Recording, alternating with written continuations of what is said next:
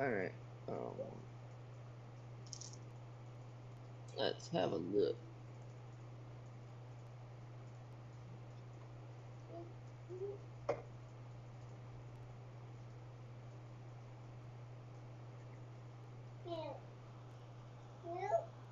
Paper Dragon, welcome back.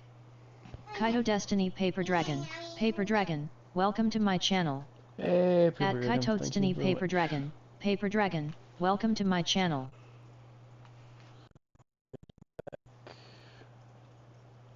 Hey, I have to restart my systems, cause the front where I changed it.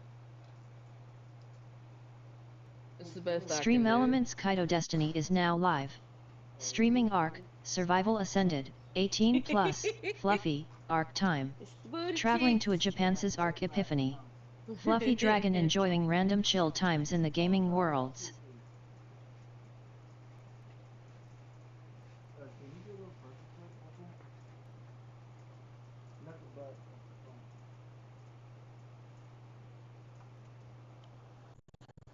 Oh yeah. Oh yeah, that looks good. Okay, now let's try this.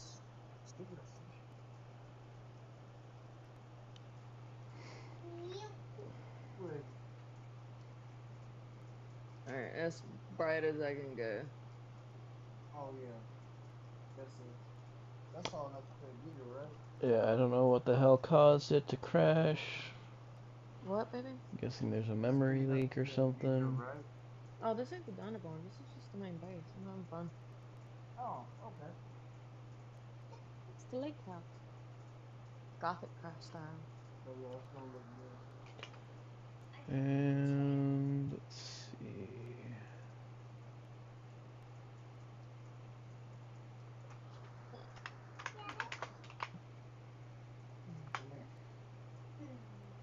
Let's go. Okay, now you can do it. There you go. That way one more time.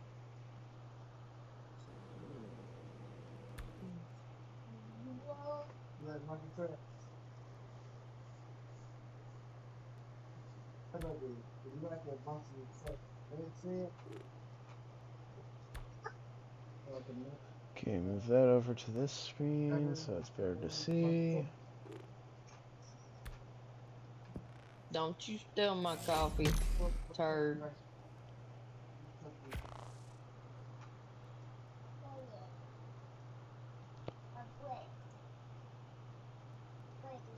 I have to fix the settings for the mouth on my model because it's looks like I'm chatting.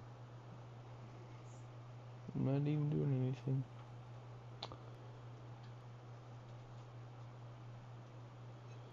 Here, let me make sure this works. Okay, Redeems work.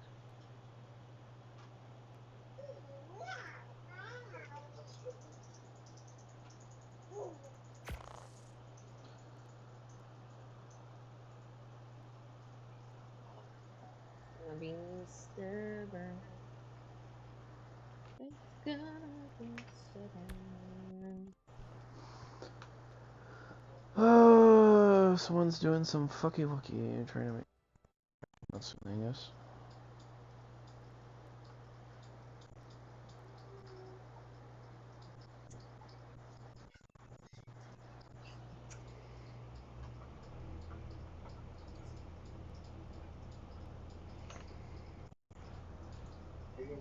Alright. I hope so. Bam. I got my video that on video ready tonight.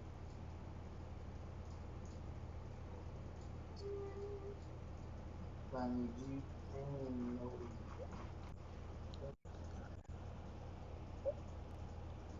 Okay, there you go. It's a full triangular.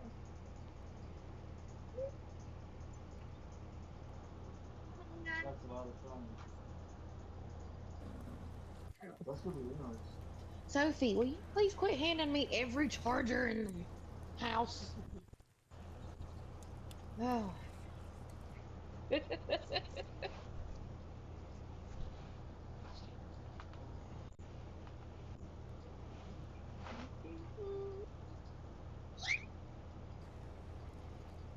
Alright, Sorry, she's in squeaky mode. I got that fixed. Life is worth considerably more than yours. What if I just apologize to you, and then you go on your Oh, way did for I good? jinx you, I slowly raise Kaito? my head and look at him, I went my eyes down, now carrying it's your nothing turn. but cold indifference. Then by all means, give it a try. A lunatic with a death wish. Jason sees my arrogance, and whatever thin shred of guilt he had vanishes entirely. He waves a hand, and several bodyguards rush forward to pin me down. I no longer have the strength to resist. All I can do is watch as he grips the axe and steps slowly toward me. Just as he reaches me and raises the axe to Sorry, swing, Kat, his I'm phone still rings. learning He the gives me a gentlemanly control smile. mouse and keyboard. Apologies, kid, It's a I need little to take this. jerky, I'm He hands sorry. the axe to a bodyguard, takes out his phone, and sees it's an Plus, unknown a number. certain He toddler frowns, ran off with my because this mouse is his pad, or personal it'd be a number. lot easier Almost to no one control. has it besides his boss, Victor. Hello, who is this? Hi, my name is Tess. Tess. He doesn't seem to recognize the name. When he says that name, I go still for a moment, then slowly raise my eyes toward Jason. Of course you don't know me, I'm just a civil servant, but I do suggest you stop. Stop what you're doing right now because it's very stupid. Is that so? Miss Tess, are you with the police? Of course not. But this call is meant to save your life, even though I honestly don't care either way whether you live or die. Ha! Save my life? You're very entertaining, Miss Tess. I don't know where you got this number, and I don't particularly care who you are. Good advice is wasted on the doomed. Fine, suit yourself. Some things Yes, really I do need to be do. let out. Otherwise, they build up and become a real problem, especially for boys this age. What on earth are you rambling about? The woman's strange words leave Jason completely baffled. Nothing, I've said what I needed to say. You'd better not touch that That's kid. something This to is put entirely for your time benefit and into, for the yeah. benefit of whoever is behind you. Of course, if you insist on going through with it, I won't stop you. That's all, do take care. The call ends cleanly. Jason stares at the darkened screen, feeling vaguely unsettled. He tosses the phone to one of the Oh, bodyguards. no, never mind. After this is done, find out who she is, dig her out. Then he undoes his shirt cuffs and collar, takes Put it the back. axe back, and walks toward me again. Sorry about that, a brief interruption. Didn't get to finish earlier. Let's continue. Jason, I look at him with a blank face. What, ready to beg now? No, I just want to sincerely ask, did that woman named Tess actually say those exact words? That she doesn't care whether you live or die? Jason stares hard into my eyes, then lets out a contemptuous snort. You're a funny kid. He hands the axe to one of the bodyguards. The man understands immediately. He doesn't want blood Yes, directly on his own anything hands. this So the young can bodyguard get takes her it in hands on silence, right now, turns, she raises his immediately thick goes arm, for and it. brings the axe down hard toward my head. Everyone is waiting for that sound. He is But like after a a brief little moment, they realize nothing. two-legged No mini scream pack from me rat. either.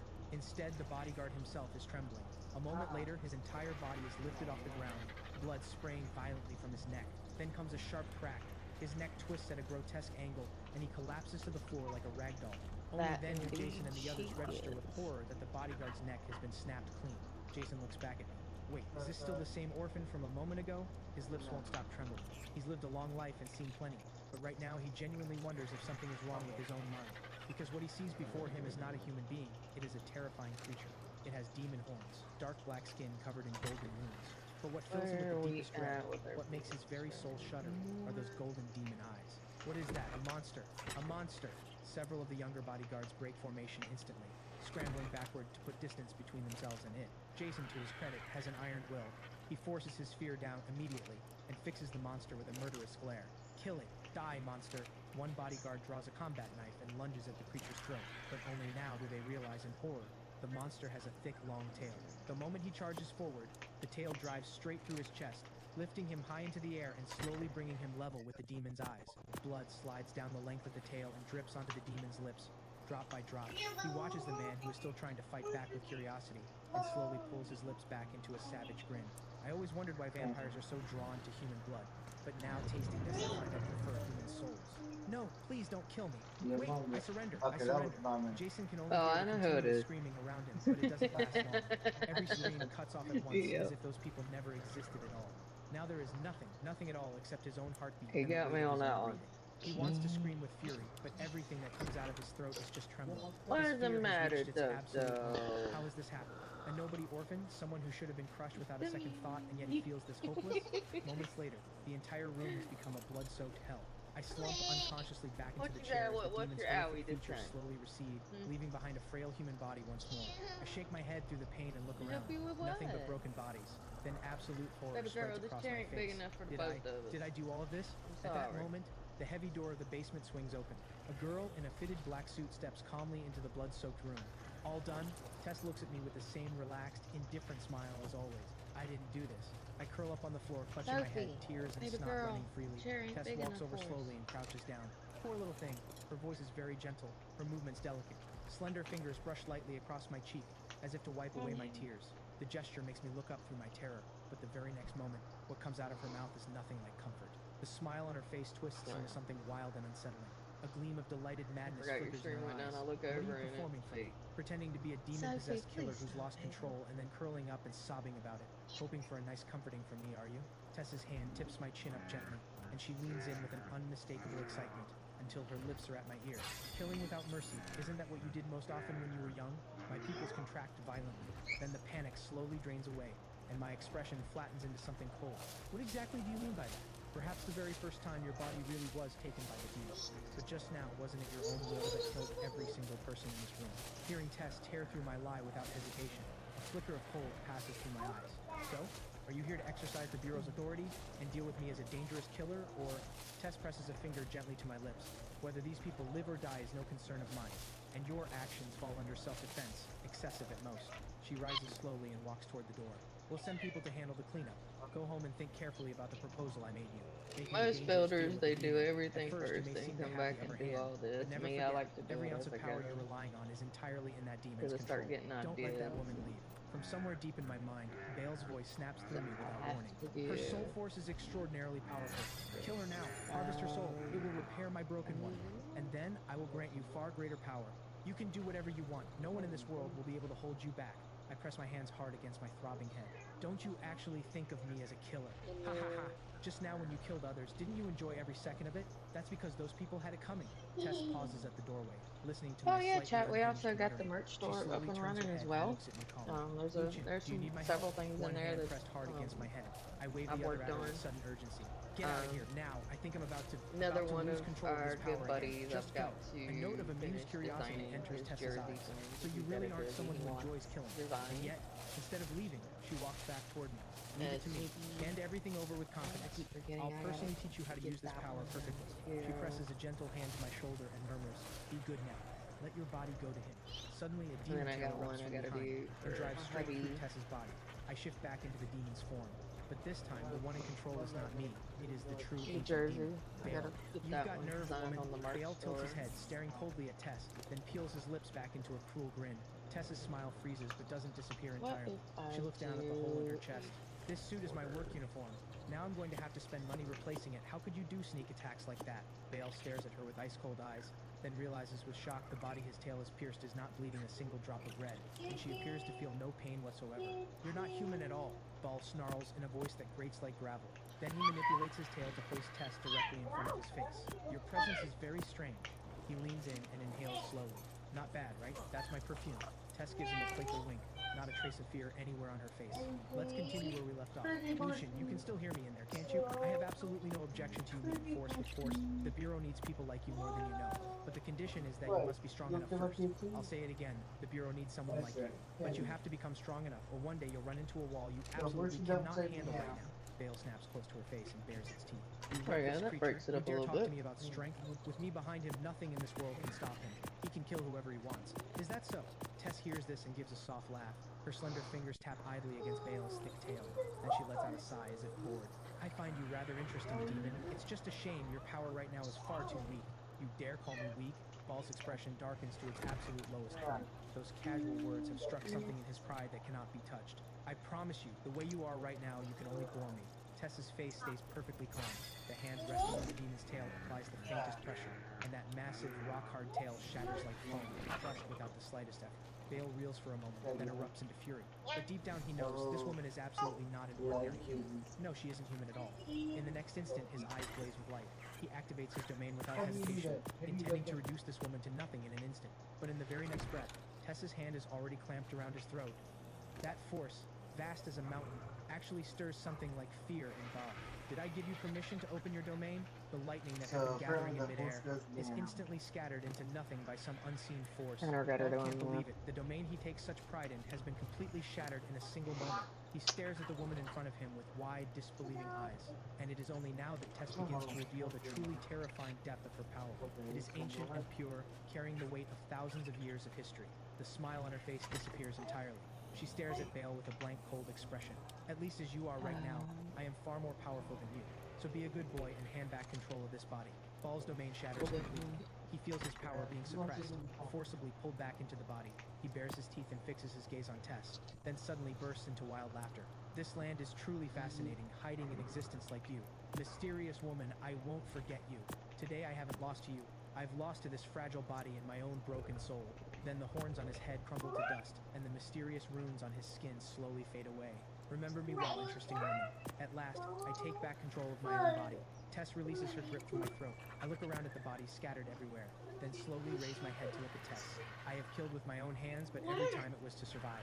Tess reaches out and gently helps me to my feet. This time, she doesn't carry that terrifying, crushing presence from a moment ago. When someone comes for your life, no response is too extreme. But Lucian, you have to understand, this world has its own rules, and the power you hold right now is not yet enough to break them.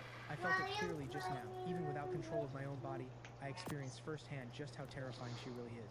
Stop making that face like the world owes you everything. You can't control this power yet, but the demon inside you seems very fond of your body.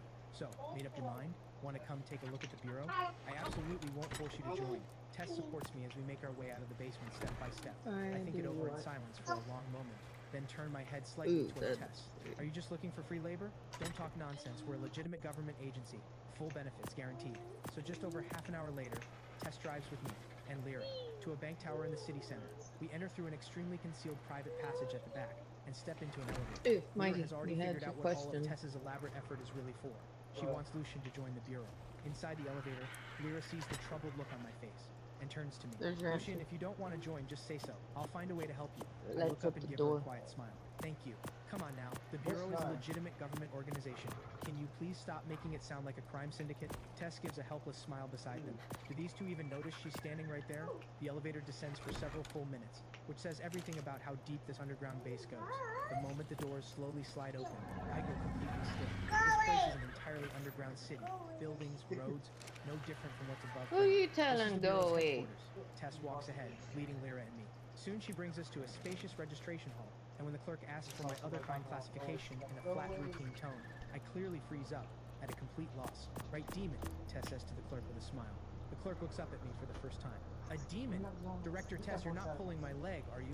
The Bureau has never processed a demon before. Tess laughs. No mistake, I just brought one in myself, didn't I? Sorry to interrupt, I'm not planning on being processed by anyone. I cut in immediately. The clerk gives Tess a bewildered look. Director Tess, where exactly did you talk this one into coming from? Talk into it? That's not how I describe it. Lucian, this is just routine processing. We're absolutely not forcing you to join. And our thorough assessment here will help you understand your own body much better. There's nothing but benefits for you in this, right? I stay on high alert internally until Lyra murmurs to me, go ahead, they don't mean any harm, at least for now. All right, I'll take your word for it this time. And with that, I'm willing to go along with it, at least a little. The clerk rises with a smile and waves me toward a side room. I glance at Tess and Lyra with some hesitation. Go on, it's fine. They're just assessing your threat classification. Threat classification? This is the first time I've heard the term, and I can't help but feel a little curious. I'll explain once you're out. Tess waves me along with a smile. Now go and cooperate. Our staff are very busy people. The moment I step into the room, a vague sense of oppression washes over me. The room is nothing like I imagined. No high-tech equipment, no bright lights. It's dim and oddly heavy. Just as I'm quietly Pokemon community game a wild grubbin appears catch it using Poke Catch. Winners revealed in 90s.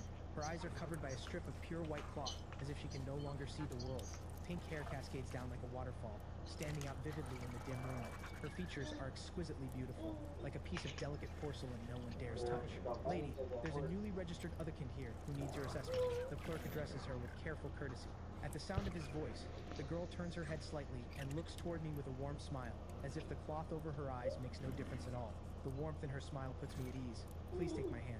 I reach out and gently take it. In that single moment of contact, she feels herself drawn by some mysterious force, something pulling her inward. She doesn't resist. She has to go deeper. That is the only way to understand what this force truly is. And that is the purpose she exists here to fulfill. Before her appears an empty theater and a silent stage. The girl finds herself standing at the center of the stage, her feet moving freely now. She turns her head and looks around with quiet curiosity, taking in this deeply unsettling theater. Demons. Her lips part softly to form the word. She notices several demon-like figures lurking in the shadowy seats. Why are there so many demons living inside him? She murmurs, watching me. Fortunately, their power isn't particularly great, though strangely, every one of them is saturated with chaos and darkness. Still, no matter. They're only minor demons. She settles on that conclusion inwardly. Then her figure fades from the stage, and the spotlights go out one by one. Then from the darkness of the seats comes a single contemptuous snicker, then a second, then a third. Mockery and laughter surge through the theater all at once. Pokemon community Countless game demon Grubbin heads move through the escaped. dark. No one Children caught laugh it. like a prank, laughing wildly at the woman who has already gone, until the abyss swallows everything and the world goes silent once more. The girl gently releases my hand and still smiles at me warmly. I look at her with genuine apology. There seems to be something in my head. I know she saw the same thing I have. This is perhaps the nature of her ability. The girl shakes her head slowly. You are very special. Your soul is remarkably pure, and yet demons live within it. I have never seen this before. Your threat classification is chaos. With that verdict delivered, she turns away and says nothing more. Understood. Thank you for your work. This classification doesn't seem particularly severe, and the clerk shows no significant reaction, leading me out of the room shortly So after. we're gonna do Once we have that all one left on the this room, the one. girl finally lets out a quiet breath of relief. Fear creeps in as she thinks back. If she hadn't pretended not to see those Oh, terrifying there it things, is. would they have let her leave safely? 6. Her hand is still Straight trembling up. slightly, the dread still washing over her in waves. What on earth were those things? From the darkness, Tess suddenly steps forward. She smiles at the girl. How about him? I'll What get kind of soul some could possibly contain that many pillars. terrifying demons? Even you speak this highly of him. We really have found something remarkable this time. The girl doesn't share her optimism. He carries demons. The Bureau has never processed a demon before and has no experience handling them. That human won't hold on for long. Once the demons take over his body, Maggie, which don't one? worry. That kid I'll won't put lose to pillar those on the demons. wall Tess side so it crouches in front of the girl covers and that gently as strokes her little hair, lips. signaling her to relax. What do you think? Afterwards, Go. Tess finds me and carefully explains the Bureau's system for classifying other kinds. The lowest classification is disorder, That's the generally regular spirits wall. and minor creatures hidden within the human world, Skinny manageable by ordinary police. The next level up is chaos. If an other kind at this level causes trouble, That one the Bureau is. intervenes directly. Above that is calamity. Other kinds No, of this it's level are regular subject to wall. strict control. Without special authorization from the Bureau, they cannot live freely among humans. After that come havoc, ruin, and catastrophe.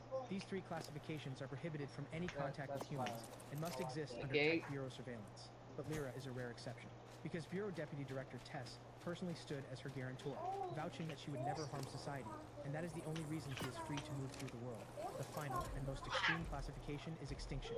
Since the Bureau's founding, it has appeared only once. But in the full span of human history, it has appeared twice. The first was 1,000 years ago in China, an event that nearly wiped out all of humanity. The second was over 700 years ago in Europe, where the catastrophe killed nearly a third of the world's entire population. When I hear the extinction classification, I pause, because back in Baal's mysterious temple, the system classified Baal as exactly that, extinction, and Lyra is only catastrophe, which means one thing. If I truly obtain all of Baal's power, I may end up stronger than Lyra. Oh, one more thing, this is for you. Tess takes a pendant from a staff member and holds it out to me. It looks like a leash no matter how I look at it, and I don't reach for it, because I can clearly sense something very unusual radiating from it, a force that acts as a powerful restraint against demons. Perhaps because demonic power is already seeping into me, I instinctively recoil from anything that feels like a chain, but Tess pushes it into my hand anyway, and then looks at me with rare seriousness. This is not a leash. Right now, every time you Now use there's demonic what the power, pillars Wisebot in. 7 viewers, minus Keep 2, going like this, alarm and clock sooner or later 19 you'll hours be able to take 55 it. minutes But and this can help you 43 stay aware of yourself seconds. while using that power. I take the pendant with a trace of curiosity.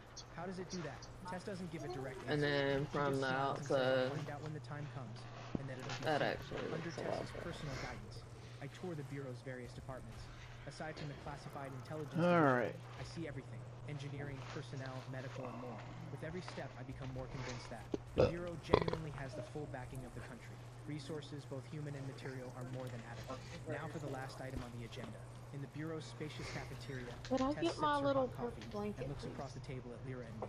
You're guarantor. Whether or not you join the Bureau, you must have one. Unfortunately, I'm I'll already sit the under guarantor the for the table. one sitting next to Cover me. my So, leg. I'll be his guarantor. Before Tess I can am. finish, Lyra has already spoken. Tess seems to be turning something over in her mind.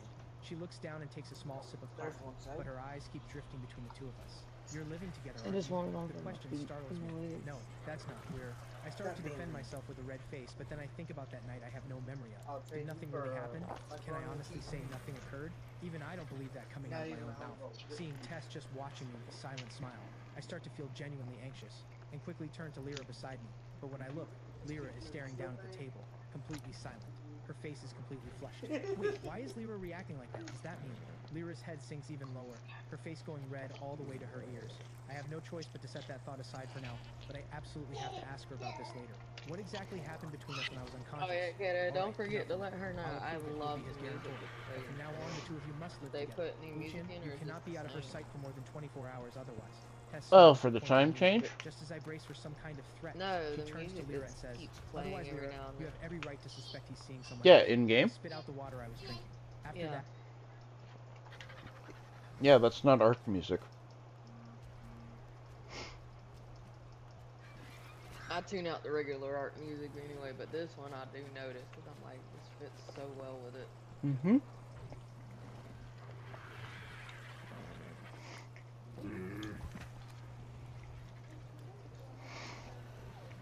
Yeah, my friend Amitsu, she's one of the people that help run the events, but she's not the map maker.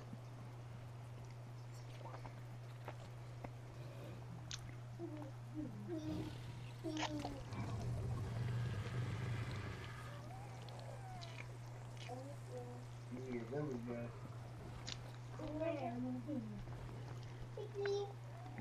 Oh,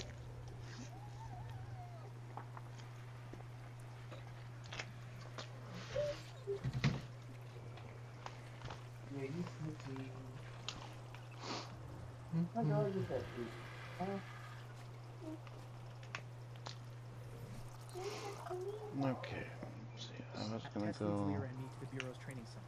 This is where humans are trained to combat other kinds. It's also here that I learned the Bureau has many other kind staff members of its own, fighting fire with fire, it seems. Moreover, even ordinary humans, after surviving a particularly brutal training regimen, can learn to access domain class power. But the training is extraordinarily grueling, and the death rate is extremely high. So the majority of Bureau staff work in support roles, with relatively few in direct combat departments. The real combat force depends on recruited other Holy kinds. crap. Tess That's patiently huge. walks me through it. This is the Bureau's training center. Every member undergoes a physical assessment here. Only those who meet the requirements can enter special training. But at this point, I find myself genuinely puzzled. Why would anyone join the Bureau knowing the training could kill them? And why specifically the combat division? Couldn't they do just as much good in an administrative role? Tess seems to read my confusion. She smiles slightly and says nothing. At that moment, the doors to the training room swing open, and a tall man walks in. Zane, perfect timing. This is the newest member of your squad. Come meet him. Tess introduces me to the man walking in. He's tall with a face carved out of pure determination. Unmistakably, he is a no-nonsense career soldier. Lucian, this is Zane, captain of Squad 7. Starting today, you answer to him. Zane, you'd better treat this one well. He's a demon. I'm caught off guard and quickly explain. Sorry, I haven't decided to join the Bureau yet, and the power inside me isn't something I asked for. The man named Zane hears this, and his eyes go cold immediately. Director Tess, I'm not a babysitter. This kid has no business in my squad. One look and you can tell he's never been through anything real. That lands like a punch. My pride takes a direct hit. Come on, you said you needed more people and I found you one. That's true, he hasn't made up his mind yet. But that's your chance to win him over with your charming personality. If he's unwilling to join the Bureau, then the rules apply, no exceptions. We don't do trial periods for other kinds here. Zane's tone leaves zero room for negotiation. This puts Tess in a difficult position because he's not wrong. The Bureau's stance on other kinds is clear. Join and submit to strict oversight, or be hunted down. Other kinds, after all, are mostly beings from legend and myth. Short of the truly apex existence of mythology, there is nothing the Bureau won't touch. Lyra's eyes shift to crimson, and she moves silently to stand beside me, her position making her stance perfectly clear. If it comes to enforcing the rules, she'll turn on them without hesitation right here. Tess sighs helplessly. Then Zane's tone shifts. Unless he can fight me. Come on, we just met. Do we really need to fight? I try to smooth things over. Lyra cuts straight in. Fine, let's fight. Being talked down about me doesn't sit well with her. Zane casts a cold glance at Lyra. In just that single glance, he feels a fear unlike anything he's known before. What kind of terrifying power is hidden inside that seemingly small body? Just the faintest trace of pressure she lets out makes Zane's legs tremble involuntarily. Lyra drives it in further with the same flat tone. And 10 of you wouldn't be enough for him. What did you just say? Zane is a man of strong emotions. Even knowing the gap between himself and Lyra, being humiliated like that is more than he can take. In the end, I jump in quickly. Fine, I'll fight you. Tess stifles a yawn and waves a hand. If that's how it's going to be, go ahead. This is a training room after all. Lucian, you can use this as a chance to get familiar with the demonic power. Whether or not you join after this, it can only do you good. Understood, Director Tess. I follow the example of the others around me and give Tess a small nod. This time, Lyra, you're not allowed to step in for him. With that final condition stated, Tess moves to the side with Lyra. Zane strips off his jacket in one clean motion, revealing a powerfully built frame. My stomach drops just looking at him. Going head-to-head with this man in a straight fight, I have no chance. Oh, one more condition. Tess speaks up just as we're about to begin. Zane, you are not permitted to use your domain. Lucian, that rule does not apply to you. Second, wear the pendant I gave you. This is the perfect opportunity to test what it can do. I feel a little uneasy about that, and look toward Tess. Isn't that unfair to Captain Zane? Zane lets out a cold laugh before Tess can respond. Kid, come talk to me about fairness when you can actually push me to use my domain. Fine, deal. I slowly put the pendant around my neck. Seeing I'm ready, Zane grins coldly. Ready? I have a question first, Zane. Why did you join the Bureau? Zane pauses, unsure why I'm asking. What's this? Time to Trying build to get our friendly so I'll go little easy on you? home. Sorry, I don't show mercy to other kinds. Hope you're ready for that. I just want to know what made you willing to risk your life and go through that brutal training. That seems to hit something Scaffolding. deep. His face darkens instantly. Something like you could never understand what a human is willing to sacrifice for the things they want to protect. I'm genuinely confused. What did I say wrong? Why is he suddenly this worked up? Wait, I'm a human too. The words are barely out of my mouth when his fist is already in my face. The speed is absurd, the force behind it overwhelming, almost impossible to avoid. Even pushing my body to its absolute limit to dodge, the punch still catches my left cheek. My body spins and flies backward, crashing hard onto the floor. Tess stifles a yawn and calls over to Zane. I know I say this every time, but Zane, keep it controlled. Apologies, Director Tess. This is the Bureau, and he is an unregistered other kind I can't afford to hold back. Fine, then just wrap it up quickly. Today is supposed to be my day off. Don't worry, Director Tess. I won't take up much of your time. Zane's cold smirk sharpens, and those razor-sharp eyes lock onto me, flat on the ground. You're actually trying to break me completely. I push against the floor, trying to get up. The sentence barely started when Zane is already on me again, and a kick lands on me without a shred of mercy. I'm sent flying again and hit the floor a second time. Zane laughs and mocks me openly. Ha! An other kind at your level is just pathetic. I'm not even fighting you. I'm just putting you down. Lyra moves a step forward, but Tess raises a hand to stop her. Trust him a little more. Tess then looks over at me as I struggle to pull myself off the ground and says, "What's going on, Lucian? You doing all right? You didn't actually think barehanded punches were going to take down our squad captain, did you? I know perfectly Oh, we gotta well. get that The way I fight must code. look like child's play to Zane. So there is only one way to win this. I slowly straighten up and take a deep breath. Then, without warning, storm clouds begin to gather inside the vast training hall. They spread rapidly outward, enveloping most of the building within their reach. Bureau staff elsewhere in the building take notice. Who just opened a domain inside headquarters? It's that new one Director Tess brought in. Squad 7's captain is sparring with him, inside the training hall wrapped in thunder. Zane shows no fear. Instead, a grin of pure excitement spreads across his face. You trying to An hour bite me? later, Huh? with a Are you small trying to cabin. bite Daddy? Cheers, When I'm cheers. trying to Welcome give to you the a loving squad. and scratch Zane you? laughs loudly and slaps me on the back. I'm not much of a drinker, but in an atmosphere like this, I have no choice but to raise my glass. The moment he came around, he insisted on dragging me here for a celebration. Also at the gathering are the other 3 members of Squad 7. Vera, who handles the preliminary intelligence, Bree, who provides long-range support, and Felix, who manages equipment and logistics. All 3 look roughly the same age as me. Bree, with her light golden hair, picks up the glass and comes to sit beside me. She has a striking figure and a pretty face. Lucian, I heard you went head-to-head with the captain. Our captain's instincts are a lot faster than his brain. He thinks with his fists. Don't hold it against him. And I heard you actually knocked our captain out? That's impressive. Little Peach, watch your mouth. Zane is flushed red from Turn it drinking, back, but he still Siso. catches every word Bree says, his voice booming across the table. I silently wonder, does he call Bree Peach because she looks cute? This is a welcome party that Squad 7 has put on just for me. Zane has acknowledged my strength, and since the team clearly trusts his judgment, they've accepted me as well. I also learned that the squad is currently in an awkward situation. Seriously, why won't they give us any assignments? Drunk, he pounds the table with a loud complaint. Felix, handling logistics as always, offers a warning disguised as comfort. Captain, don't break the table. Our squad funds are running low, and if you keep breaking things, we'll literally have to sell the squad car. Vera, you too. Stop just eating and say something to him. Vera, the scout, is a quiet type. She's barely said anything the whole evening. Small and slight, with a hat on, she looks a bit like a kid. She keeps glancing at me every now and then, which I find a little puzzling. Our squad situation is a bit unusual. Bree watches the captain's drunken outburst and gives a wry smile. Combat squad members are all fighters. Pokemon Each squad community also has game a one wild of-a-kind Swabit member who appears takes the catch pressure it off of using combat. It Poke means we don't Catch. all get wiped Winners out as revealed in individual 90s. I look up, puzzled. But doesn't Zane hate other kinds? Bree takes a sip from her glass, and something faintly bitter crosses her eyes. But he can't defy Bureau policy, and we did have another kind member before. This time it's Vera who speaks. Her voice so soft it's barely there, like a small cat. But 6 months ago, during a mission, he betrayed us. Betrayed. I can't help but pause slightly at the word. It's not a word I'm unfamiliar with. After all, my ex did a pretty thorough job of that to me not long ago. But I know the betrayal Vera is talking about cuts far deeper than anything I went through. It started as a straightforward mission, a Chaos class other kind detected in an old factory. It is unregistered. Our squad was assigned to investigate, and that other kind team member came with us, our teammate at the time. Bree continues in a flat tone. Everything went smoothly at first. The target was a recently awakened vampire, who knew nothing about the world and hadn't harmed anyone, just shivering in the abandoned factory. At the word vampire, I feel a small jolt of alertness. Bree seems to catch it and waves a hand with a smile. Don't worry, it has nothing to do with your guarantor. That vampire was very weak, a low-rank one. We tried to make contact and calm her down. Things were fine, we were all ready to bring her in peacefully. At this point, Bree's hand tightens around her glass. Her eyes fill with something unresolved and confused. But then our other kind teammate suddenly opened a domain and attacked the captain and Vera from behind. Then he took the vampire and ran. We still don't know where they are. An other kind defection is an extremely serious incident. All the blame was put on the captain. Since then, we haven't been assigned a single real mission, just helping local police with minor Pokemon cases. community Some game not even Swoobit related. escaped. And that No defective one other caught kind it. has never shown up in our sights again. But the captain has never stopped looking, and since then, he's refused to allow any other kind into the squad. So Lucian, if during future operations the captain says or does something that crosses a line, don't take it personally. He's had it hard. That's not necessary. Zane, who should be completely drunk, looks straight at me. This is the Bureau, a job where every day is life or death. No room for that kind of sentiment. This isn't a support group.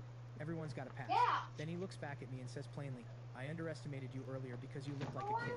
I apologize Hey, for that. If we ever have a stop disagreement, moving my he pulls out mug. his big fist and shakes it in front of my face, then laughs openly. We're both men, we settle things like this. I can't help but laugh too, and half joke back at him. Sure, Captain Zane, we never did finish earlier. His grin freezes and he waves it off quickly. Get out of here, I can't beat you right now and I'm your captain. Show some respect.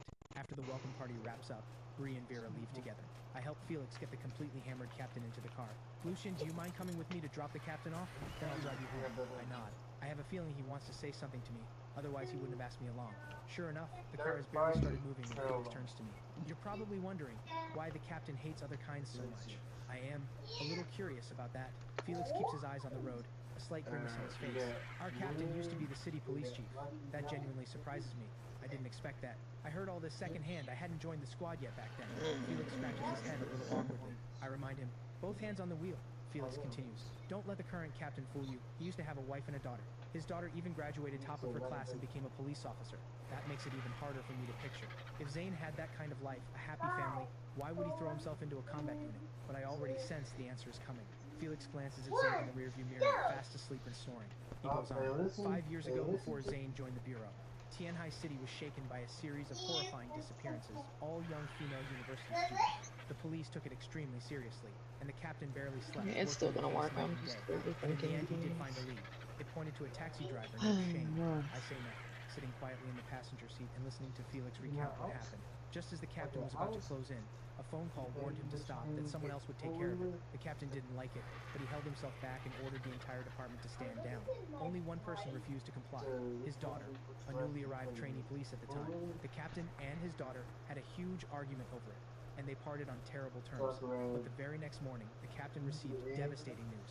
His daughter was dead, found in an abandoned warehouse, the exact same location they had planned to move on. After that, the captain completely fell apart. He went after Shane more than once with a gun, and in the end lost his position over it. But here's the strangest part. Every one of the missing girls came back overnight. All of them. Like they'd been wiped clean, remembering nothing. Felix turns to look at me. You can probably guess who handled it. I don't hesitate. The Bureau. Exactly. The Bureau stepped in, found the missing girls, but they had no evidence linking it directly to Shane. In the second month after the captain lost his job, the Bureau came to him. They told him his daughter was killed by another kind, but they couldn't prove it was Shane. By now I understand the answer to the question I asked Zane earlier. He joined because he wants to avenge his child with his own hands. Lucian, but don't think of the captain too narrowly. Revenge is part of it, sure. But once he knew those creatures were real, he felt that as a former officer, he had no choice but to take on the responsibility of protecting people. So he threw himself into the Bureau and pushed himself until he could use a domain. And at that moment, Zane slowly opens his eyes in the back seat, a grief in them I've never seen before. Meanwhile, at the top floor of the Holt Group Tower in Tianhai City, Victor sits at his desk, chain smoking, waiting for a result. The office door knocks soon after. A bodyguard enters, visibly uneasy.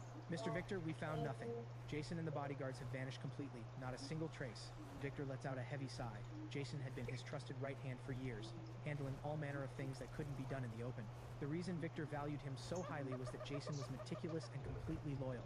And yet this time, all he asked was for Jason to look into one orphan, and now Jason is simply gone. What about that organization?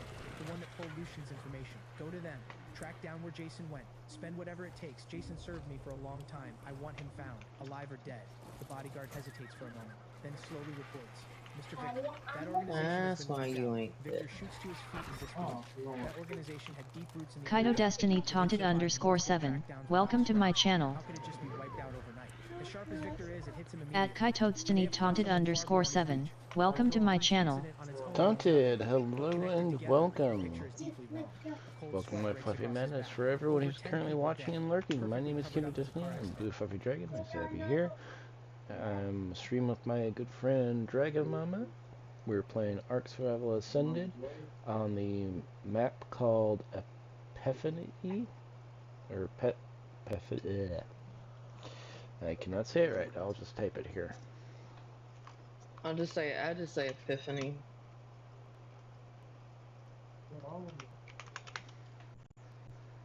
Kaito Destiny Epiphany. There you go. Yeah, Epiphany.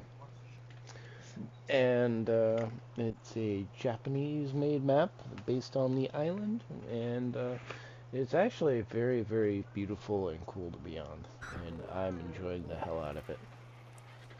Now, where did that Oviraptor go to?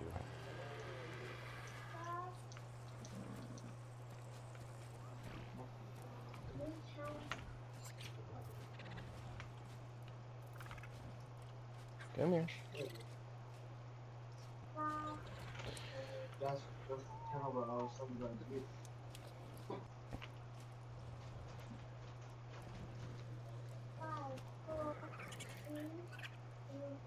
What? Oh, they're not mixed.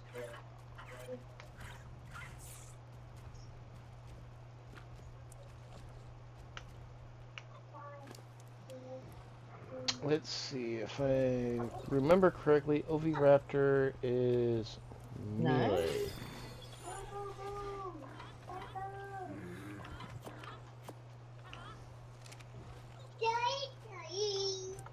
And I will put the eggs in there.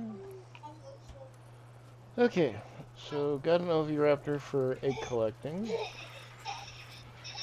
Now I need to go and hunt some keratin.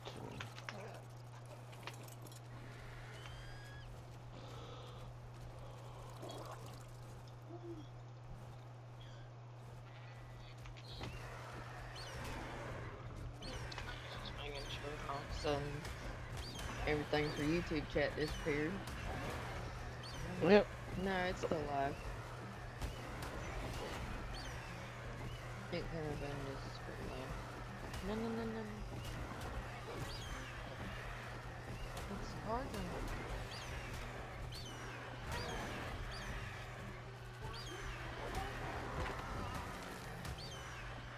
one more shift to get one day off. Goodness great, paper. Well, on the bright side, that paycheck's gonna look nice.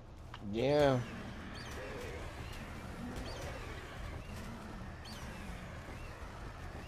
I mean, we all hate working like that, but when you turn down the think of it, paycheck's gonna look. Yeah.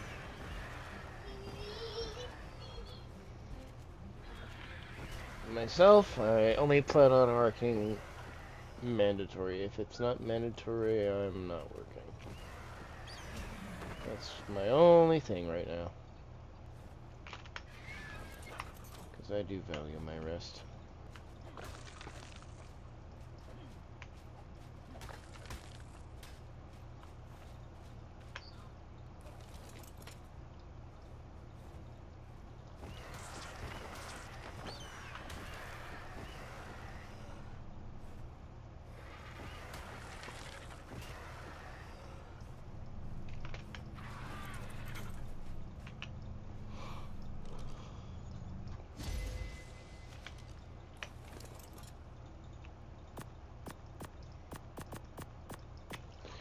We never have to worry about golden eggs at all.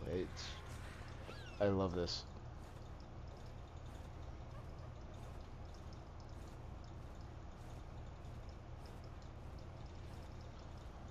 Oh, I guess I gotta go find me a thorny dragon to kill, because that's gonna give me the most bone.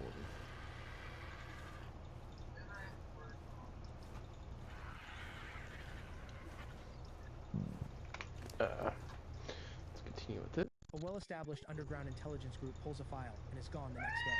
And Jason, who has never once failed, goes completely dark because of one orphan. The bodyguard sees Victor's face go pale and immediately turns toward the door. Mr. Victor, I'll contact someone else to look into this right away. Victor raises a hand sharply. Stop, drop it. The bodyguard thinks he's misheard and turns back. Mr. Victor, you're not looking for Jason anymore? No more looking. And not just Jason, don't go near anything connected to Lucian either. Everything related to him from this moment on, don't touch a single thing. Understood? The bodyguard hesitates, then nods immediately. Just then, another bodyguard rushes in with an excited look. Mr. Victor, good news! Great news! Still rattled from a moment ago, Victor softened slightly at the words. What good news? Did we win the Dongshan Park bid? No. The underground bounty, 50 million, and someone's taken the contract. Victor's eyes go wide, dread flooding in. What bounty? What 50 million? The hit on Lucian. 5 million didn't get any takers, but 50 million did. A female assassin from overseas. Who put out the bounty? True. Why don't I know about this? Victor's voice is nearly a roar, and the bodyguard flinches. Mr. Victor, your wife said you approved it. Victor feels the blood drain from his face. Something this serious and none of you came to confirm with me? Go cancel the bounty now. Pull the contract back. That stupid woman. He makes up his mind right then. Once he's done with this, he's throwing her into the sea to feed the fish. Roman and his mother are nothing but trouble. He slams his fist down on the desk in fury. The bodyguard scrambles out of the room in a panic, and at that moment, Victor's phone rings. He sees it's an unknown number, and frowns, because almost no one has this number. But he answers anyway with a cold and quick tone. Who is this? Just confirming, the target's name is Lucian, is that correct? A cold young woman's voice comes through the line. Something clicks in Victor's mind. You're the assassin? I've taken the 50 million contract. The voice sends a chill down his spine. 50 million means nothing to him, but this assassin is a complete unknown, and everything surrounding Lucian lately has been far too strange. Victor has no appetite left for rest. I'm canceling the contract. I'm afraid that's not how this works. The contract has been accepted. If you choose to pull it before the end of the year, I will come to you instead. I took this mission because I can do it. Have the 50 million written otherwise. The line goes dead. Cold sweat forms on Victor's forehead. Her meaning couldn't have been clearer. If he pulls out unilaterally, he becomes a target. He falls back onto the sofa and sits in silent thought. A dark feeling settles in. This time, his stupid son has stirred up something that may be far beyond any of them. On my end, sitting on the sofa, I suddenly feel a bone-deep chill. That's strange. Even in the dead of winter, we're indoors. Is the heating broken? I get up to check it, and knock on the bedroom door while I'm at it. Lyra's disgruntled voice comes through. Let me sleep a bit longer. This is the arrangement Lyra and I have. Well, more like one I unilaterally enforced. I sleep on the sofa, and Lyra sleeps in the room. Even though Lyra said she doesn't mind sharing the bed, I still feel it wouldn't be right. As for whether anything actually happened between us, I never did manage to ask. It's just too hard to bring up. I put together breakfast properly. Remind the still sleeping Lyra not to miss it, and head out. I've gotten used to Lyra skipping class regularly, which is probably one of the reasons her reputation at school isn't great. Then again, she's a vampire. Sleeping through the day and moving at night seems pretty reasonable, doesn't it? I step outside and stop in surprise. It's snowing in Tianhai City. No wonder the temperature drops so sharply. This city hasn't seen snow in 5 years. Should I put a window in his old and make my way to school from the bus stop. Whether it's my imagination or not, the cold feels noticeably worse once I'm on campus, as if the school itself is the source of it. The forecast didn't say it'd be this cold. It's winter, sure, but this is extreme. We're in a southern city. I hear students talking about it the whole way in. But the topic everyone seems put a most worked window up in the about is little transfer slits student. or no? You have to see her. The new transfer student is stunning. You'd never guess how tall she is. Though Let me take a looky look. Alright, you want little windows where? In the little slit windows right above the pillars, next to the doorway, or the big door. Nah. I mean, you already have the ones on the side and the ones right next to the door and in the middle. So you got enough light coming in from that. At least my perspective. So. But you can try. Experiment with it still. You changed your outfit to blue? I thought you had red. Pokemon community game A Wild Rufflet appears. Catch it using Poke Catch. Winners revealed in 90s. Let me figure out which it is. It's a Linktree link paper. Yeah. Oh, okay. I hit the wrong one. So when you click this link paper, oh, you found it? Okay. Oh, it did it on its own. Alright, it's on the top of the link tree and it'll say merch. And it'll bring you, it automatically for some reason brings you to the donation page. There should be a little button on the top right that says merch, or you can click the little hamburger, the little 3 lines, and then go it that way. But the page is black and green. Oh my god. It's massive. Yeah. This thing and 2 stores inside. 8 hours.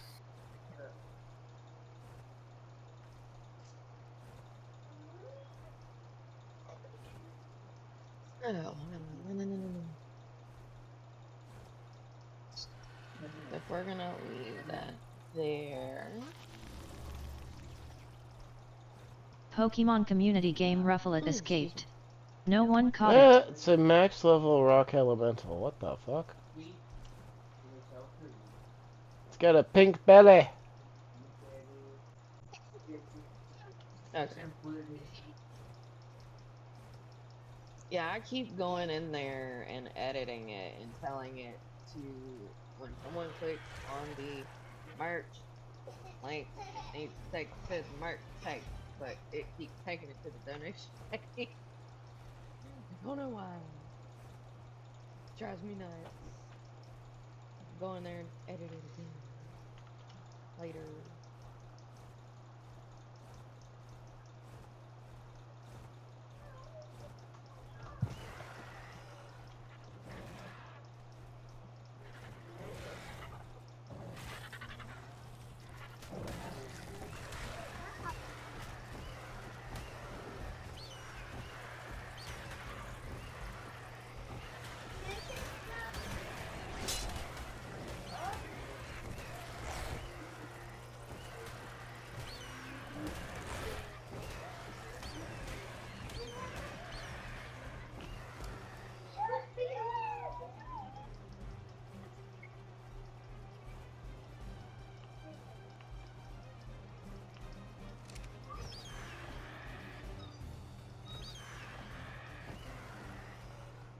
I'm gonna need to do for this year lessons.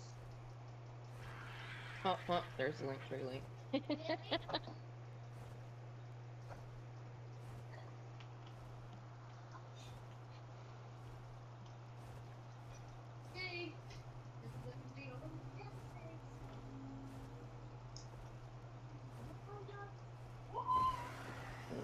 should.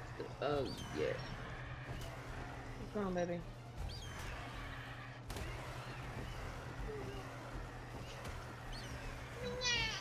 Honey? You okay?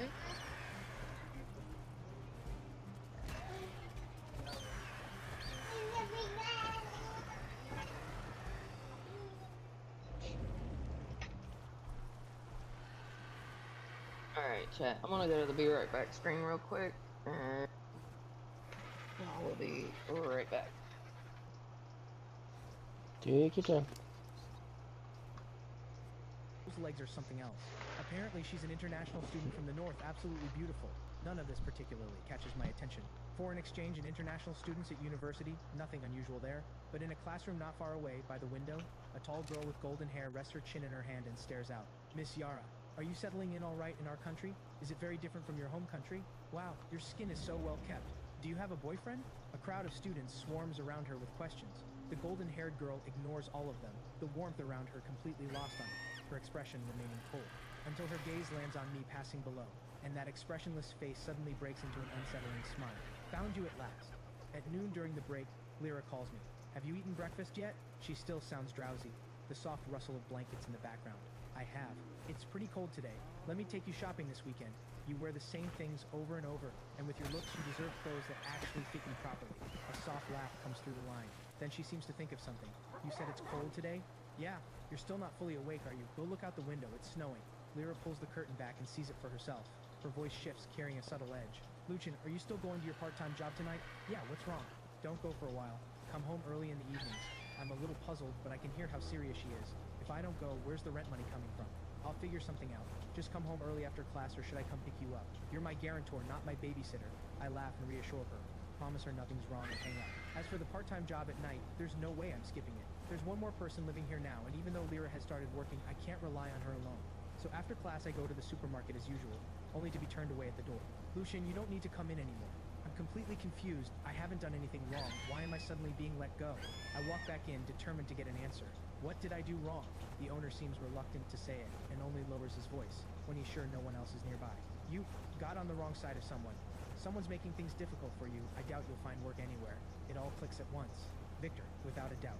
He can't come after me directly, so he's using his influence to cut off every path I have. Even if I graduate, I might not find work at all. With nothing else to do, I head home. Walking alone through the falling snow, Amber crosses my mind again. She was once the light I held onto, and now, thinking of her, I feel nothing but a deep, hollow sadness. Passing the corner park alone, I think of the first time I met Lyra, that stormy night. If I hadn't reached out to her, hadn't brought her home, would I still be drowning in the pain of being betrayed? Something pulls me into the park without quite meaning to. I sit on the same swing she once sat on. So much has changed in just half a month. I mutter to myself quietly for a while, then take off my gloves and stare at my palms. These hands brought devastation not long ago. Loss of control or not, I can still feel a faint trace of warmth from the blood in them that shouldn't be there. Enough. I should just go home. I've barely put my gloves back on when, without any warning, I realize someone is sitting on the swing beside me. A silver-haired girl, tall and slender, draped in a cloak, her face breathtakingly beautiful. She isn't looking at me as if I'm not there at all. I don't think much of it and turn to leave. The girl watches my back and suddenly speaks. What exactly is so special about you? I stop, slowly turn my head, and find her looking at me with a strange smile. What did you say? I ask, genuinely puzzled. What is it about you that caught my master's attention? She rises slowly, steps close, leans in slightly, and inhales carefully. So you're the same kind. Before I can say anything, she opens her mouth, two sharp fangs coming into view. The situation isn't looking good. This woman has a dark, predatory energy, and she's a vampire. Completely different from Lyra. She is aggressive all over, and seems to hold hostility toward me. What terrible luck. Is this just a bad year for me? Why does this keep happening to me? I don't have time to think it through. I wrench free from her grip, and sprint for the street. Snow is falling in thick sheets, night is closed in, and there isn't a soul in sight. My shoulder already aches. She's a vampire just like Lyra, so why does her attack feel like she wants to tear me apart? Where do you think you're going? Her voice drops from directly above me, close as a whisper. I snap my head up, and she's perched lightly on a lamppost, eyes fixed on me, before suddenly appearing right in front of me, that unnerving cold smile still on her lips. Then she seizes me and slams me hard into the snow. Let me taste you again. Her lips are already stained red. Whatever she's already tasted has only driven her further. She's more crazy than before. Her hand locks around my throat. She licks her lips, the smile deepening. I'm being choked, barely able to breathe. I desperately reach for my bag, which holds a self-defense weapon issued by the Bureau. But the moment my fingertips graze the edge of the bag, she stamps it into the snow with vicious force. Her sharp, rigid wings drive straight through the center of my palm. 50 million. Your head is quite valuable, and your blood tastes extraordinary. I don't know what's inside you, but it's utterly captivating. If you love blood so much, why not just raid a hospital blood bank? The corner of her mouth curves into a twisted smile, and the hand around my throat keeps tightening. Her eyes are locked on me, and just as she's about to wrench my head off, I snap into clarity. I have to fight back right now. I'm just beginning to move, when the girl senses it and laughs. If you open your domain here, every human in range is going to suffer for it. Only now do I realize, at some point, a crowd of onlookers has gathered around us, all recording with their phones. Ha ha! First time I've ever seen such a kind-hearted demon. Her smile twists further into something unhinged, her eyes cold and fixed on me, like she's already counting her victory. Taking advantage of my hesitation, she drives her hand into my chest without warning. An instant of searing pain, it feels like she's crushing my heart in her fist. You're a demon. Why do you even have a heart? How revolting. I try desperately to struggle free and get up, but my body won't move at all. All I can do is watch as she keeps tormenting me.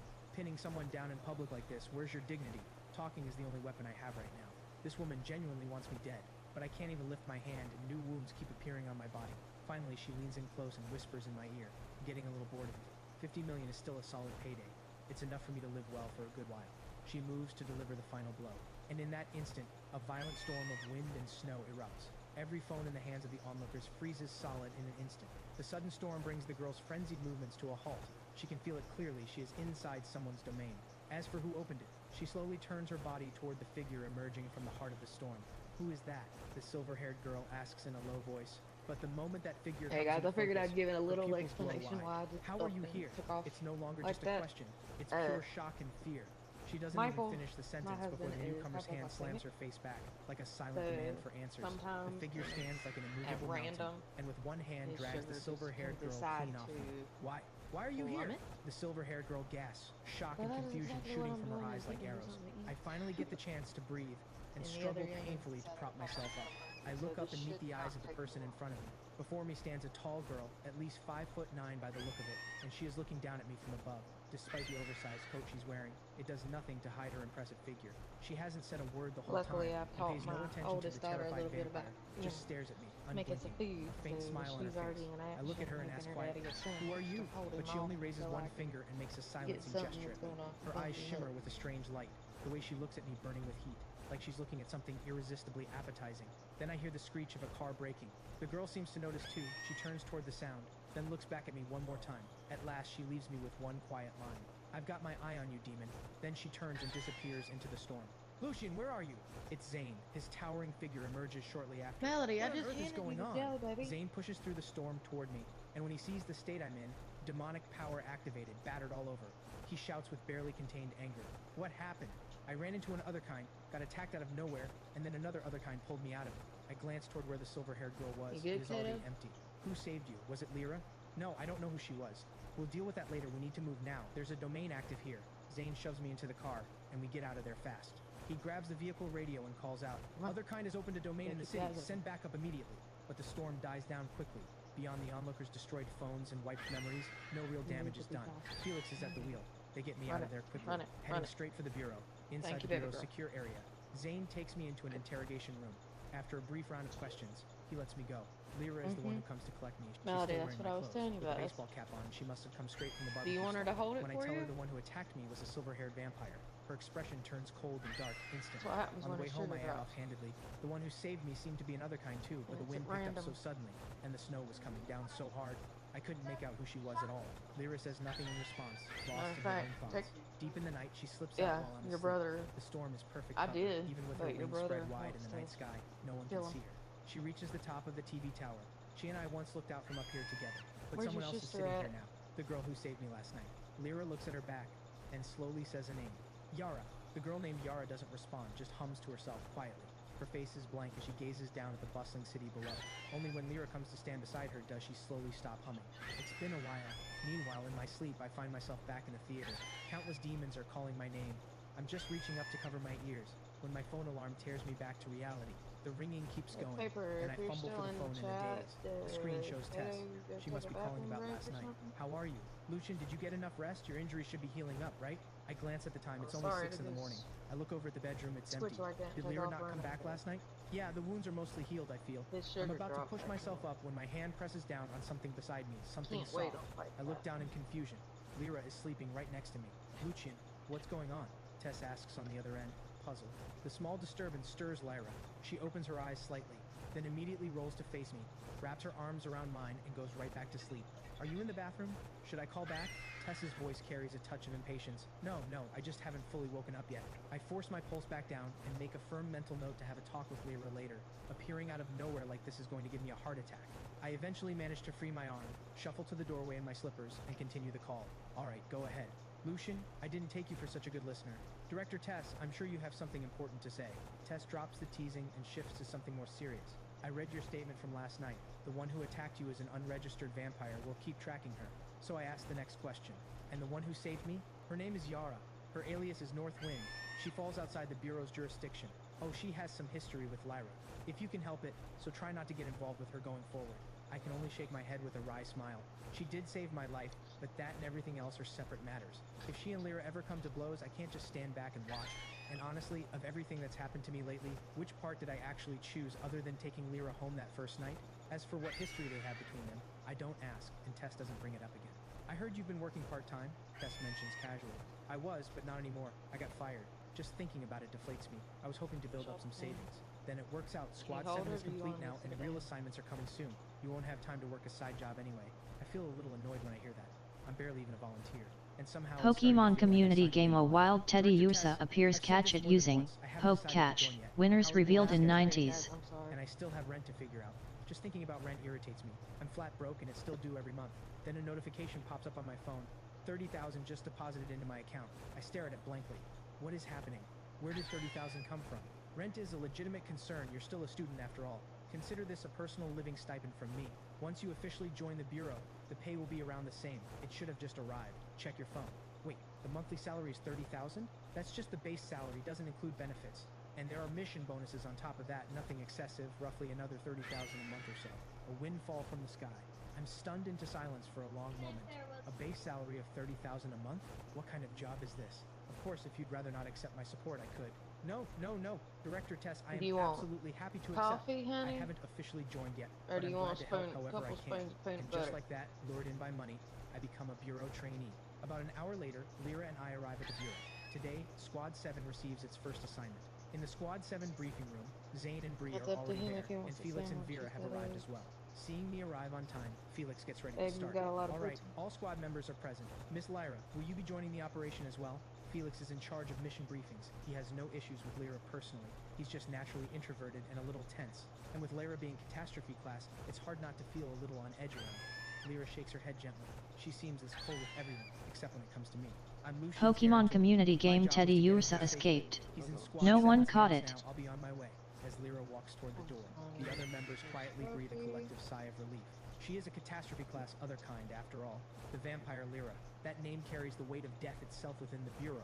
Under the supervision of someone that terrifying, everyone assumes my life must be miserable. When she reaches the doorway, Lyra suddenly looks back, and every nerve in the room pulls taut again.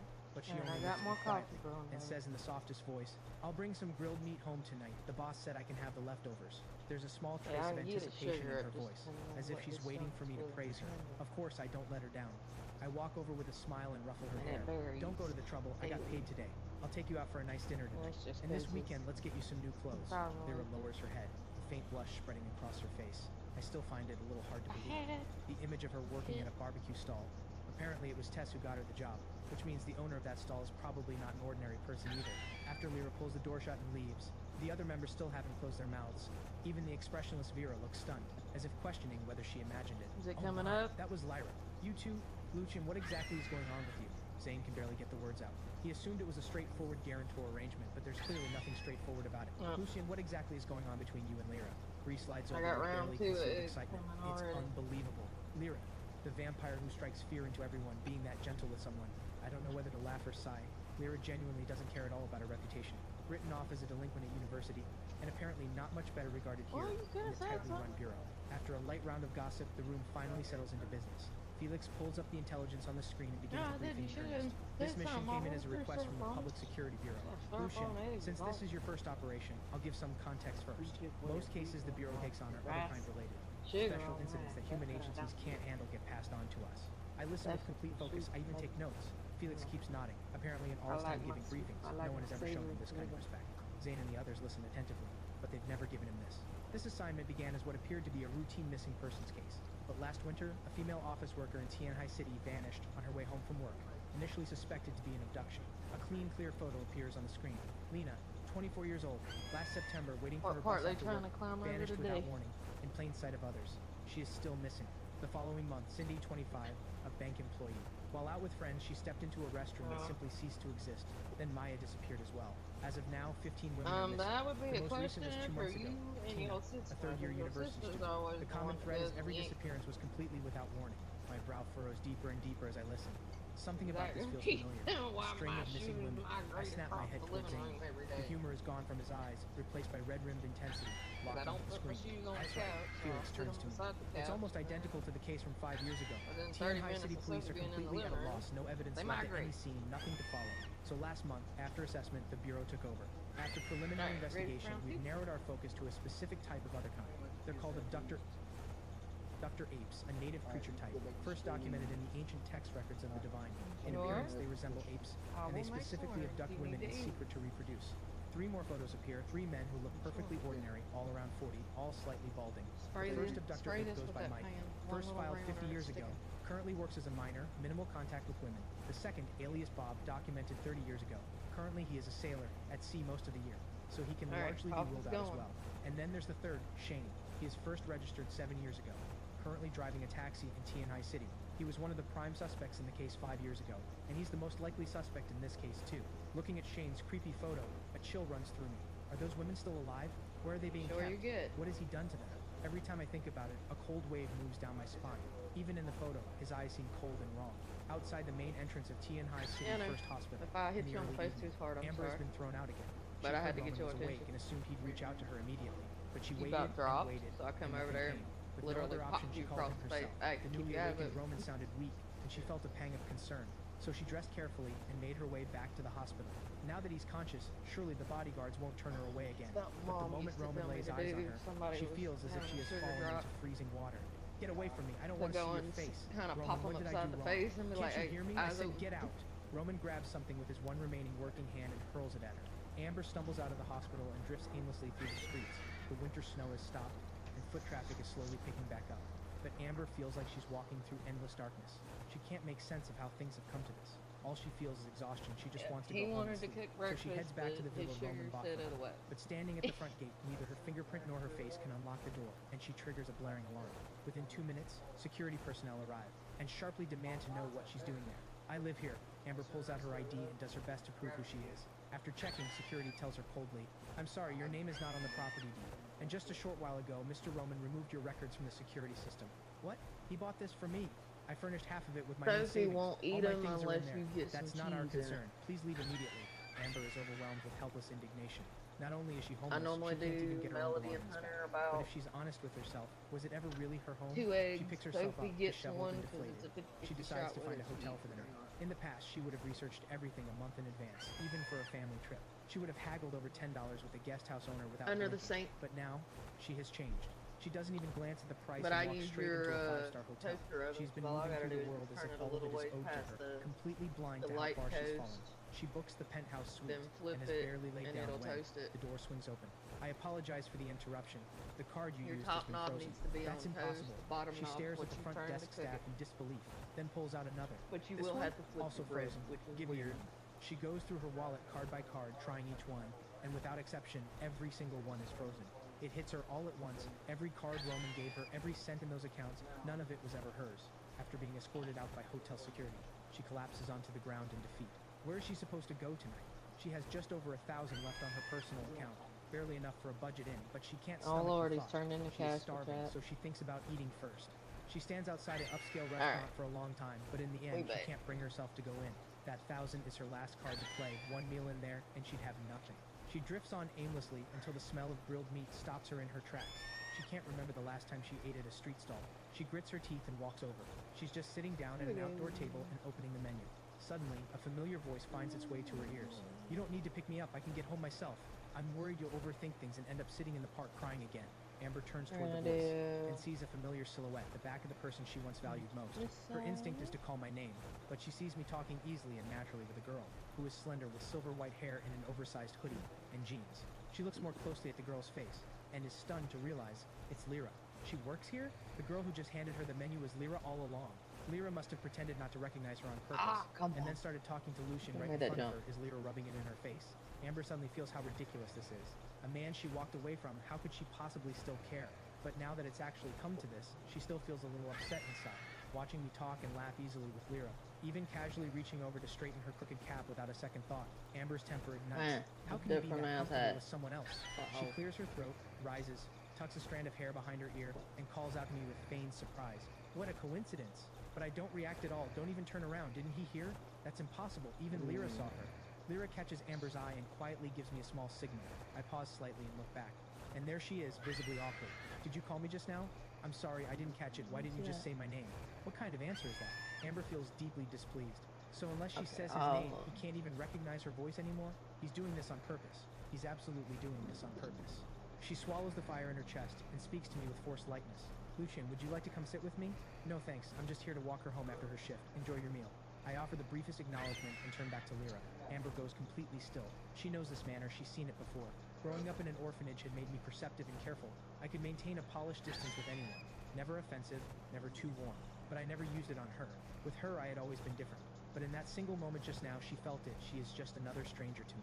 So she turns all of that fury toward Lyra, convinced it's Lyra's fault for taking me from her. She's so consumed with anger that she's completely forgotten she was the one who betrayed him first. She directs every bit of that anger at Lyra, but even in a plain outfit with a mask on, Lyra outshines her completely. Amber storms forward in a rage. "Lucian, is this really the kind of person you'd stoop to just to spite me?" I roll my eyes with my back to her. "Miss Amber, please show some respect for my friend." "Lucian, how dare you talk to me like that? Who do you think you are? The fact that I'm even acknowledging you is me doing you a favor. Miss Amber..." Botrix, thank you for the follow at Why Not Pregnant Yet. Don't bother Tonight me. is French, the welcome drinks. Amber becomes even more convinced I'm doing this just to get at her. She lets out a contemptuous sniff. "Lucian, even if I ended things with you, did you have to sink this low? Do I really need to Why remind Not you what Pregnant kind of Yet? woman she is?" WDYM Look at sleep her with cold apnea eyes lost and you say it your slowly, job. one word at a time. Why not pregnant Amber, yet? Don't push it. Looking at her polished face, Roman crosses my mind. Not out of jealousy, but because the Amber standing in front of me is not the one I knew. How can you treat me like this? Lucian, I'll have you know, I was willing to end things civilly and stay friends. But since it's come to this, let's cut all ties completely. This is her go-to move. No matter what happened before, whenever she said she'd never speak to me again, I would always swallow my pride and go after her. She always thought I couldn't live without her, not realizing that everything I did was out of love. But that love is long gone now. Hearing that threat, I pull out my phone with a cold smile and delete her contact right in front of me. Now we're even. Don't come looking for me again. I'm the one coming after you. Amber trembles with rage. She can't understand how I've become this person and turns that furious gaze on Lyra, only to find Lyra hasn't spared her a single alright, glance. kiddo. Don't think this is Lucian, you will regret this. Even Not if you enough come for crawling me. back Good into me night. someday, I won't even look at you. She grabs her bag and storms off and hasn't gotten far before she hears the conversation behind her. If she comes back for barbecue, Why she might not give her a pregnant discount. yet? Why do you have All sleep will be generous. apnea? Amber is practically shaking with fury. She takes off in her heels, no longer sure if she's running from me or from herself. She only knows that after a long time walking, she turns into a deserted alley. She kicks off her heels in exhaustion.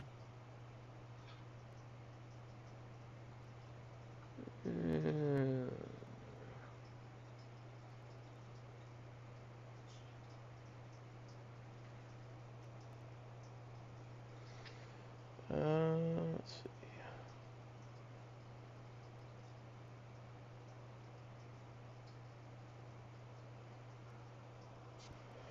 Let's see, where did that go? Because I don't know where it showed up on chat.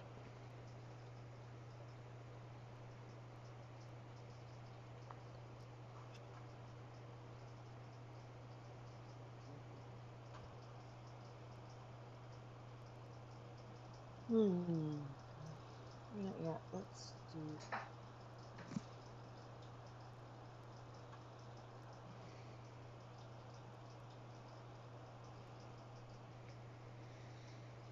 Alright, that showed up on Kick. What do you mean sleep apnea?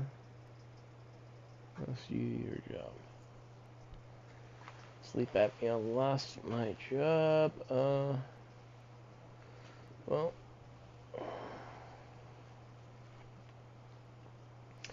Well, they're why not pregnant yet? I lost it because the manager I had was a stupid idiot who thought they were better at making me work when in all actuality they don't even know how to do their own fucking job.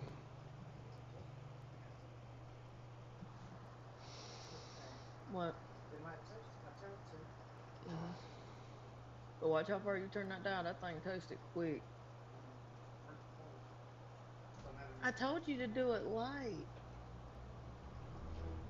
Just go a hair past the one that you know, past the first picture of a piece of toast. Trust me, by the time you do that, then flip it, the other side toast, and then the top one toasts a little bit further. Well, toaster is very, very touchy. Touchy whatchy? Very.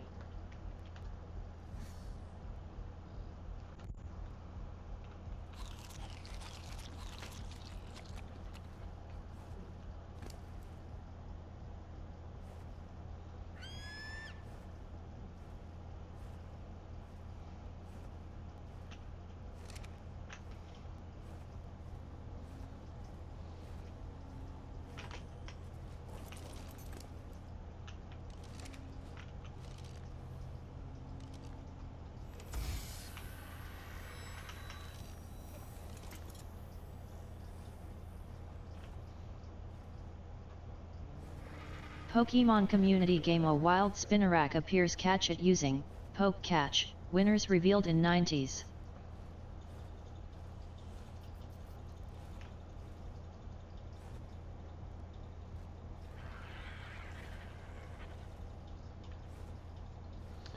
See, for another I need to get boom.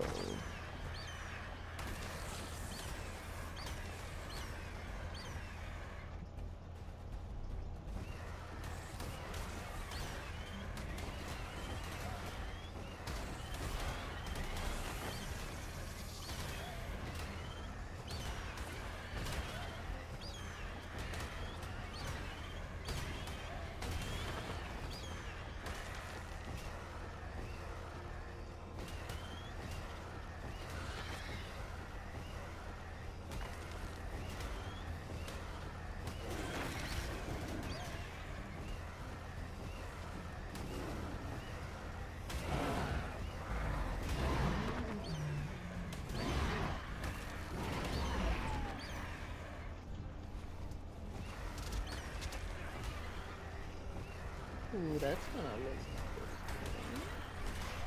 Close.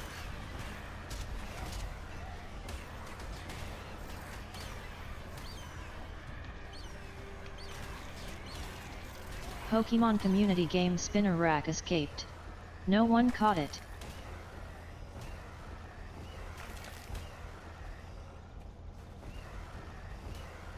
Well, that's fine.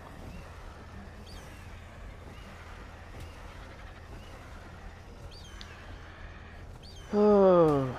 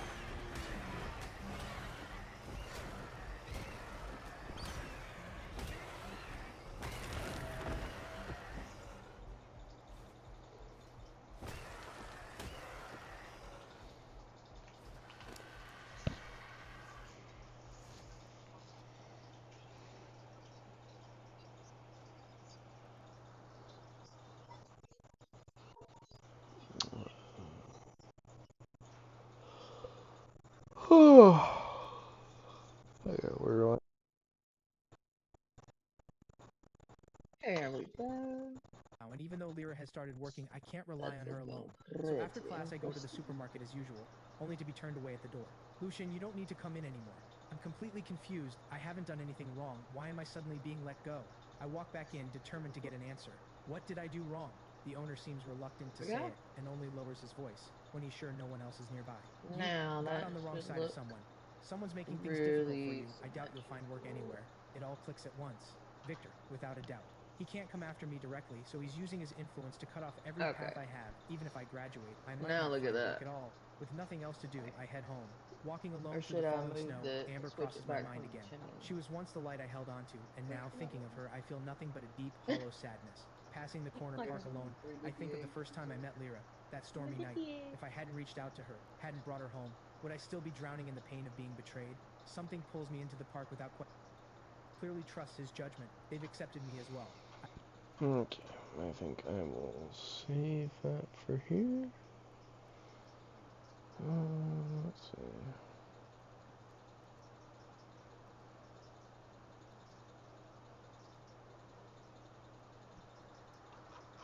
Alright.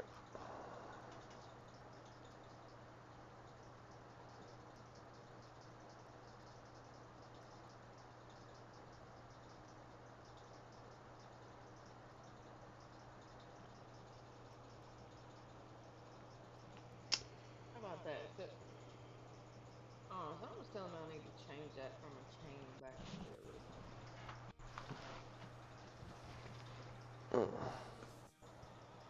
Well, look over.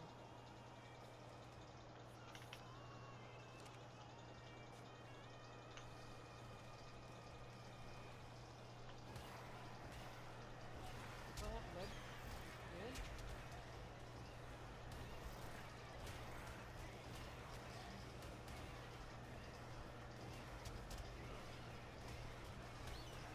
Toaster on?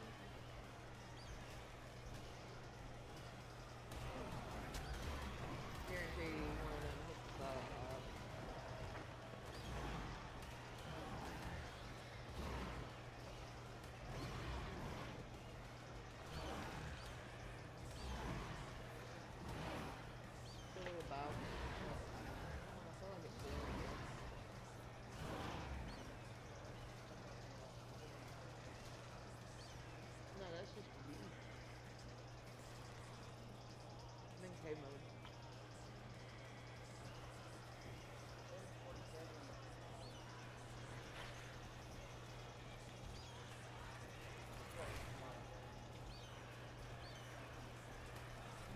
Daddy, I should put pillars in it. Like this. I'm not painting it. Painting cause lag.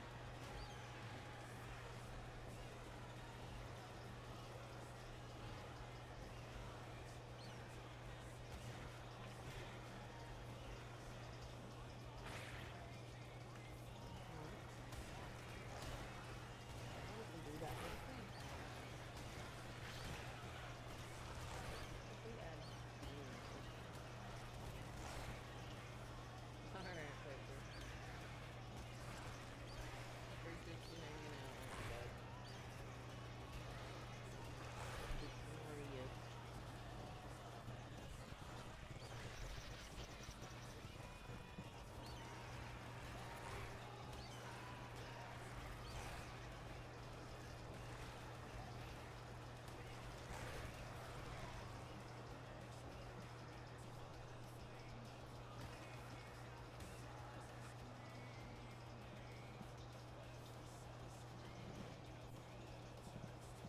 That made it look a little bit better.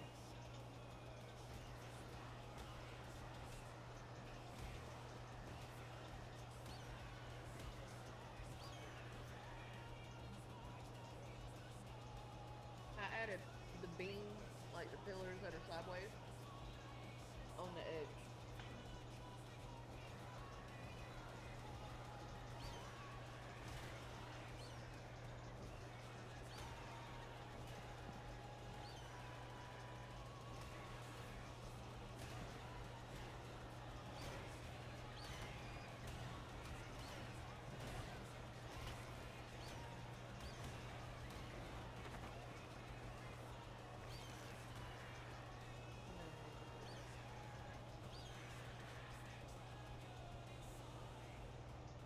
I'm guaranteeing one of them hits houses or something.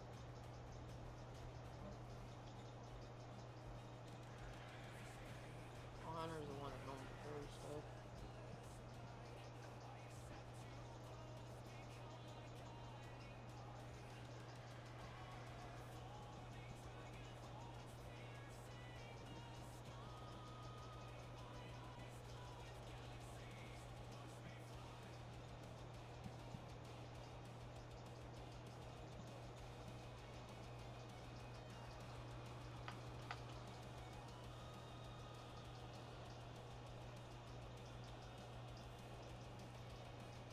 Gotta go get some more paint.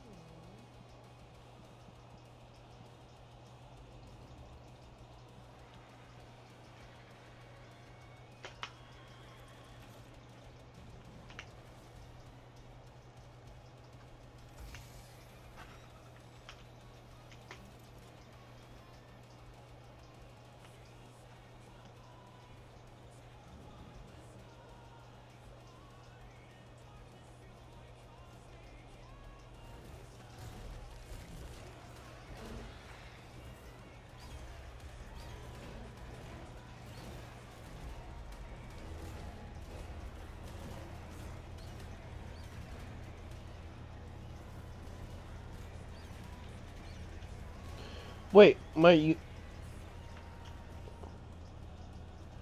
uh, my unicorn just died. How?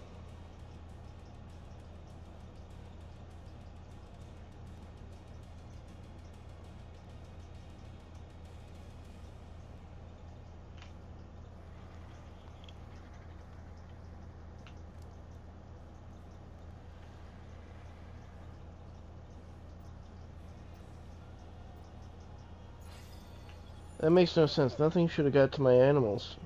My dinos. Don't pause it. Yeah.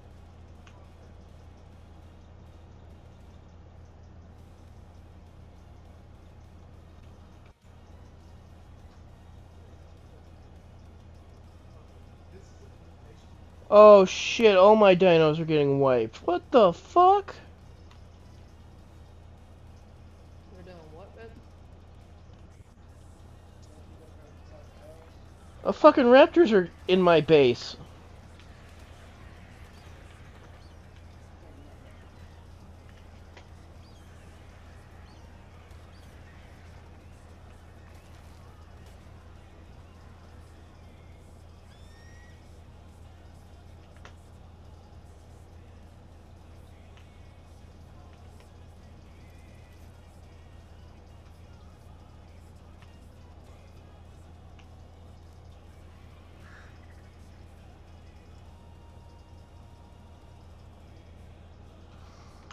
Did you get them, Kaito? Yeah, there's two raptors. Apparently, they broke through the wall and started killing my stuff.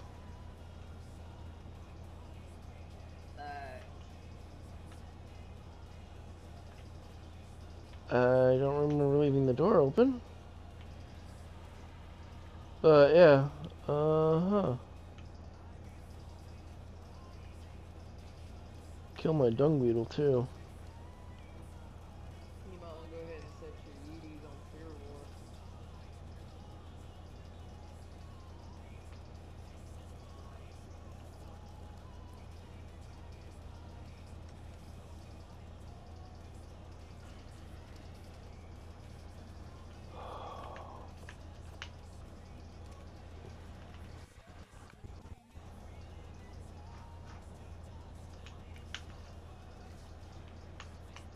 What unicorn was it?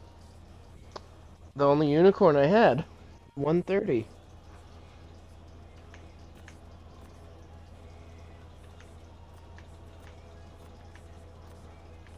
Oh, how the fuck did a raptor spawn up here? There was no raptors up here. The only thing that was mostly of a nuisance was a frickin' Pago.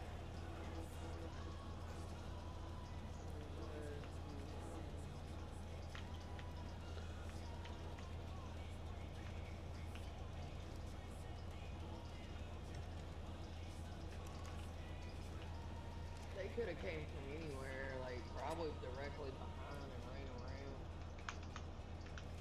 I mean, we are in the desert. Yeah, but everything was closed off.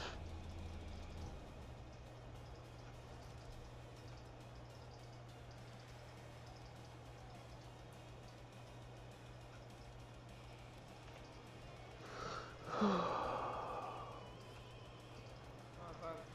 I'd have been paying attention to your stream, I probably would have been able to tell you, because if you were walking near the wall or something. I was nowhere near base.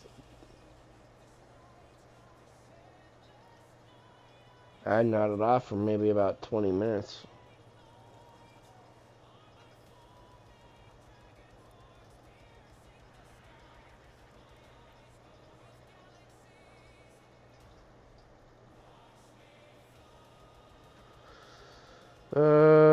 Trike just got killed when I got here. Let's see, Pokemon unicorn, game dung Wild beetle, Drampa appears frog, catch using Poke Catch. Winners revealed mammoth, in 90s. dire bear. Somehow they destroyed the thatch foundations before killing anything else. It's like, how the fuck they even get... No sense.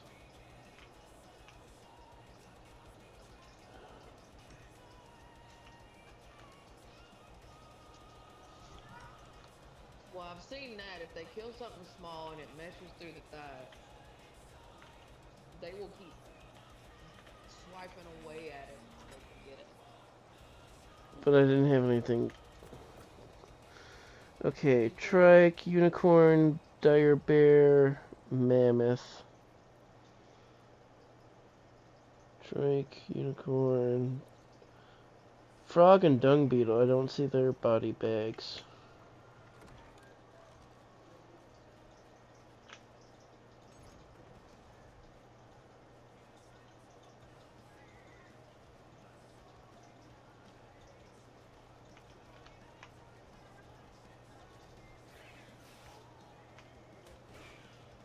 Mikey, 2 Ziploc Pokemon bags community of game Drampa escaped. No one caught it. 2 Ziploc bags of hamburger meat. Let it thaw out. I'll make y'all some hamburger steak and gravy tonight.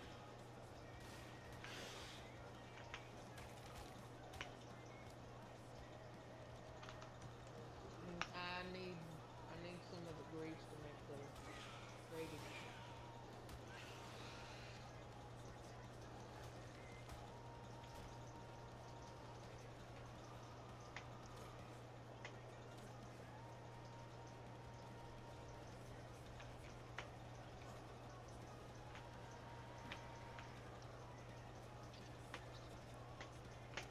Are you ever gonna finish your drink? I'm not a guard. You left the can over here for me to wash.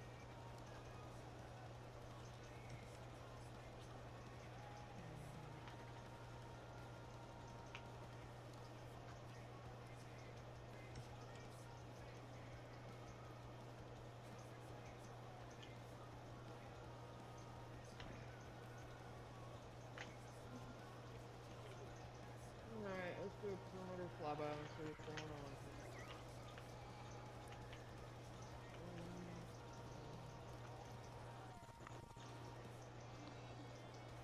Then again, they could have spawned in.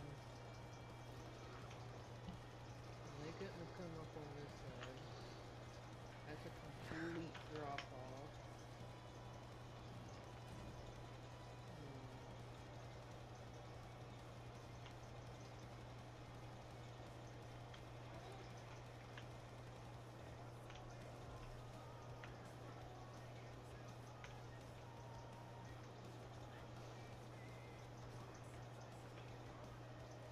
They came from over here to the right of my base. Over here, it's directly right across from me, Kaito. Straight over here. There's a way down into the gully and everything. There's a spot up here. Yeah. They could have spawned in, chased something down. That's the only way. This section over here is the only way to it.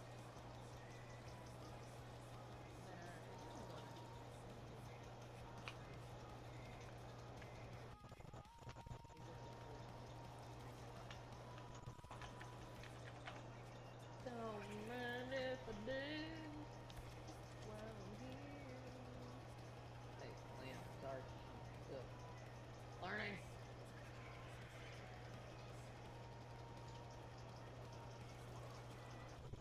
We got we got some no-stimmy soup. French's Black Gauntlet. Silk Pearl. Shadow steak, I think? Yeah. Oh, that's cactus broth and eminent bile.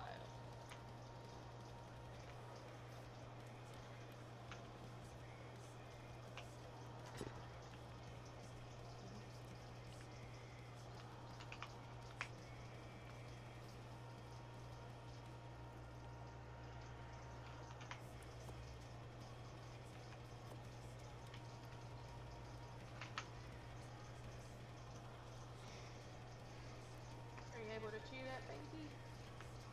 I know your teeth are a little bit different.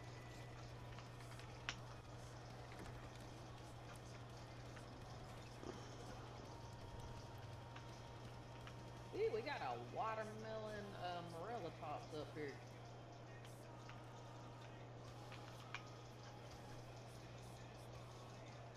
Where's my nail?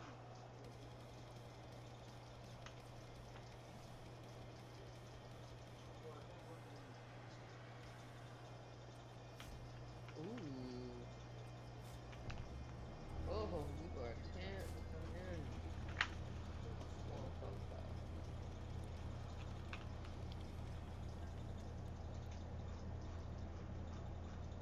Not bad on the stem, that's not bad. 15 on the cold melee, that's not bad. 70 on weight.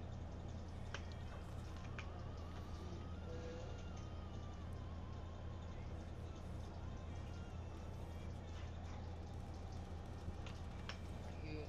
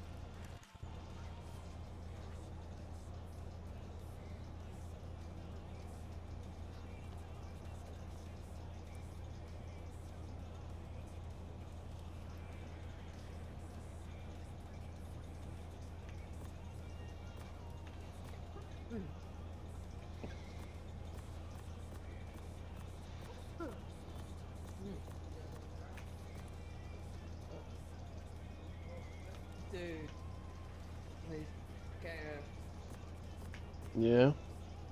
you gotta look on my live real quick. Look how hidden this velo is. If its tail hadn't have been moving, I would have never seen it. I gotta refresh it because Twitch fucked up. Oliver, just lay down. You're not being on my stomach for the last effing time. Look how hidden that velo is.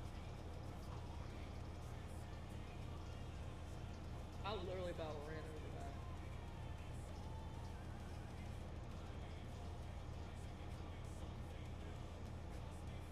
His cup is in the hallway for some reason. Yeah, that is pretty hidden. Wait till he turns. That's how he was standing, just like that right there. With his tail facing towards the tree. I didn't see it until I caught something loose. Nipped in the bush.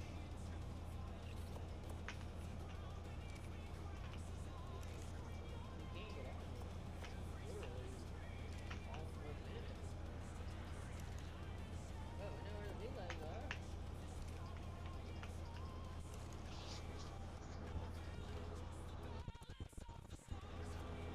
Ooh, there's a colorful tree up here.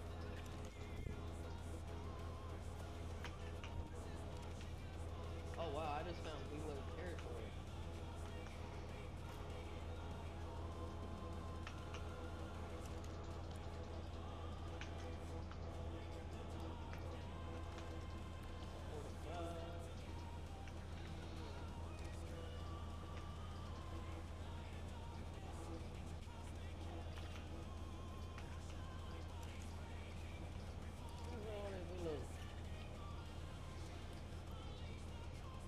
Damn.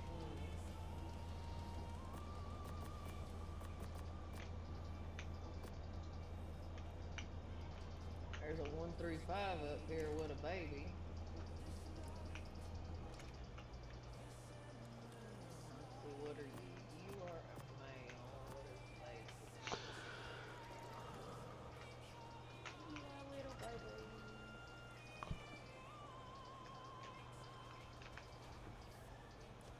Little baby, it's a breed pair. There's a male and female 135.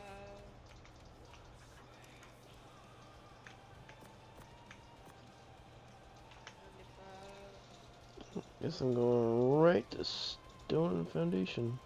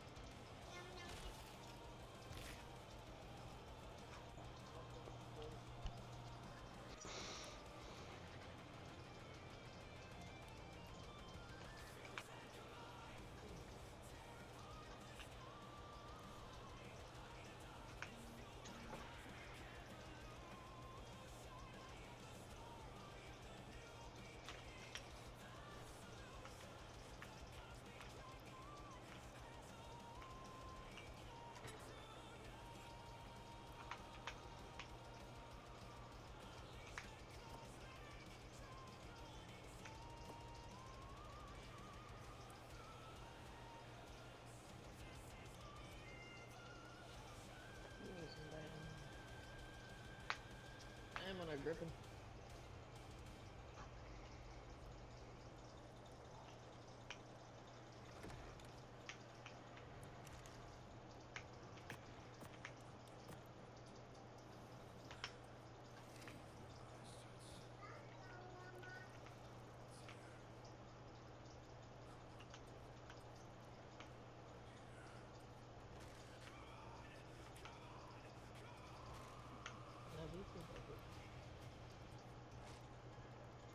I'm livid right now.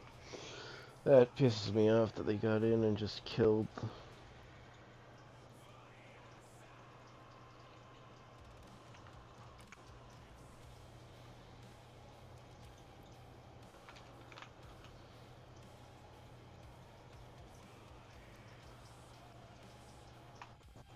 Yeah,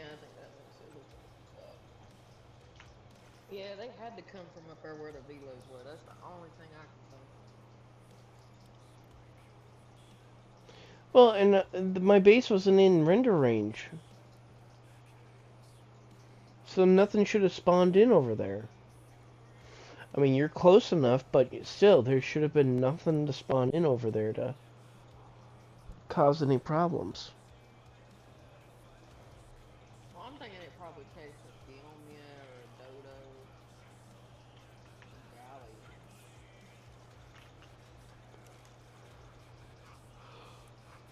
certain drew it in. And it was two raptors that were level 20, two different ones.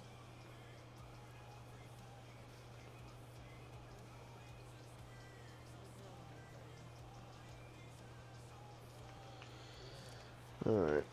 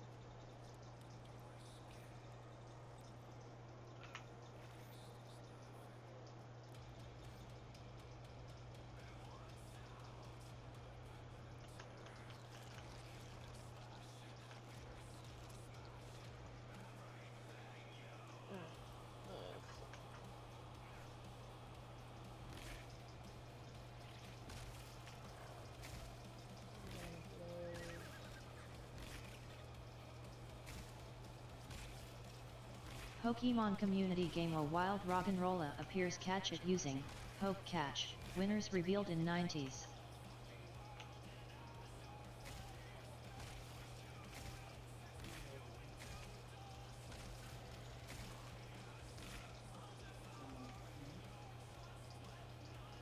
You're not gonna get her to eat eggs below.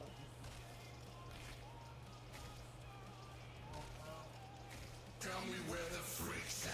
She's 50-50 over there. Amanda!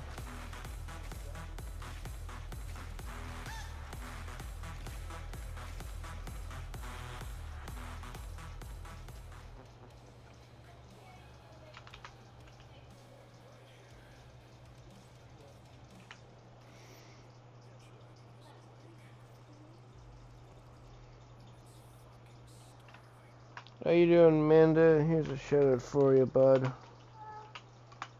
Kaito Destiny. So too Mundler Shadow. Stream elements of with Mundler Shadow they were playing Windrose. Go check them out and give them some fluffy cheers and support. Mundler Shadow at URL. Because if she was awake, she'd probably make that into a command. Crystal ever done where, along with a Dodo cryptonation. Okay, Amanda has a sucky command apparently. Alright. Pokemon community game. Does that involve a female pink Wookiee by chance?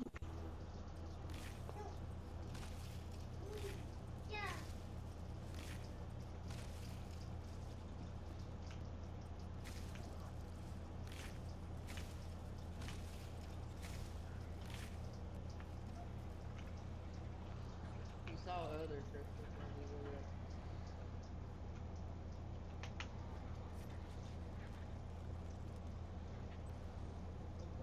Red gems.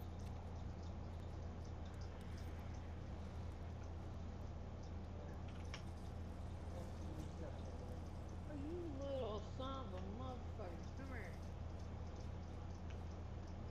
Where are you, bud? Kaito Destiny Mundler Shadow, welcome to my channel. Hey, give over At here. Kaito Destiny Mundler Shadow, welcome to my channel. Give over here. The Pego stole from you? Yep, I get it. Yeah, that's my only concern for over here is Pegos. I mean, this is the first time I've seen a raptor spawn over here.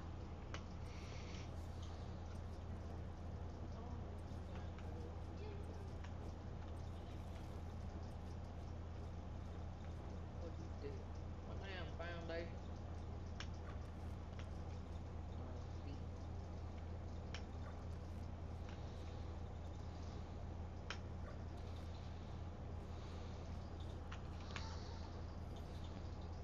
Well, he gonna get his own crap. You ain't taking mine.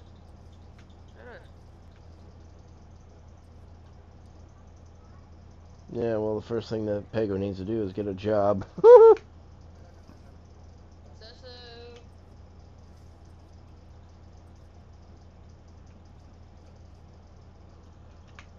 Get your booty back in here.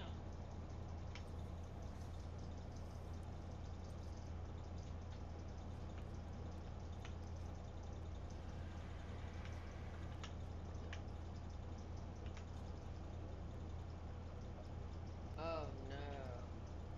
That better not be what I think it is. Please don't be what I think it is. Better not be that damn fish bird. Oh, no problem. Nope. That was, okay. Oh, for fuck's sake. No. Pelagornis is way bigger.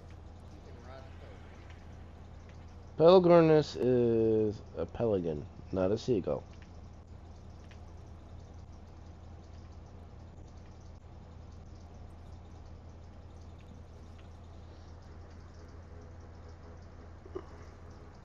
What the crap?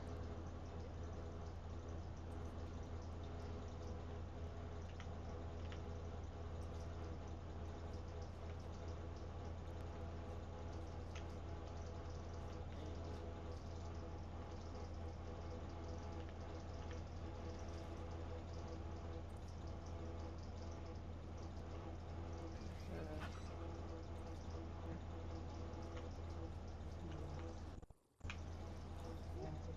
Look at my table. Oh. Well,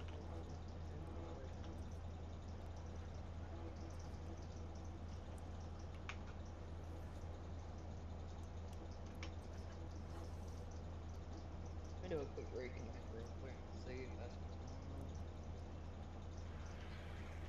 Oh, nope. Let's see if he's cool. Oh, no. Ow. You're it.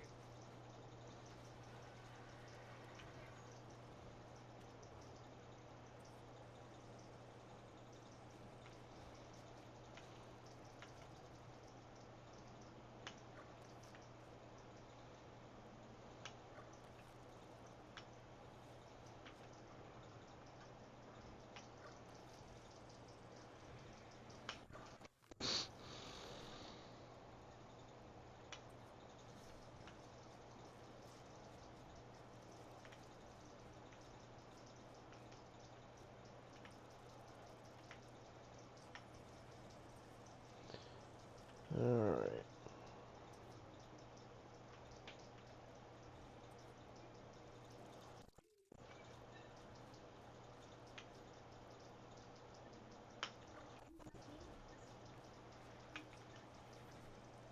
Steve bounce bounce. Bounce.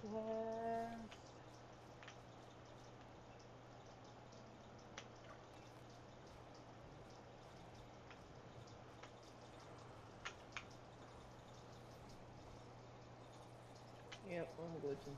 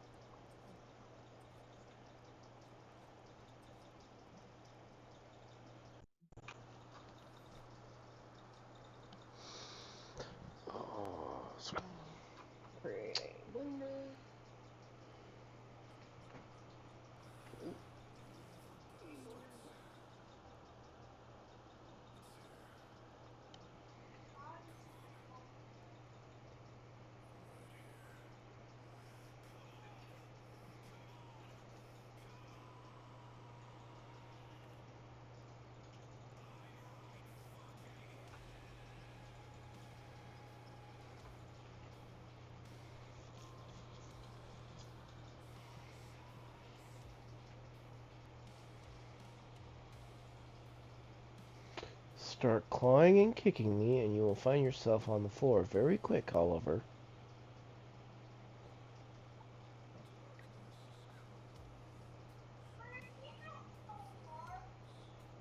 Where's Seki? Over here.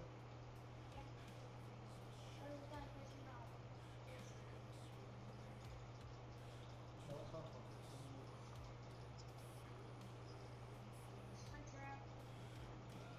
Sorry, no.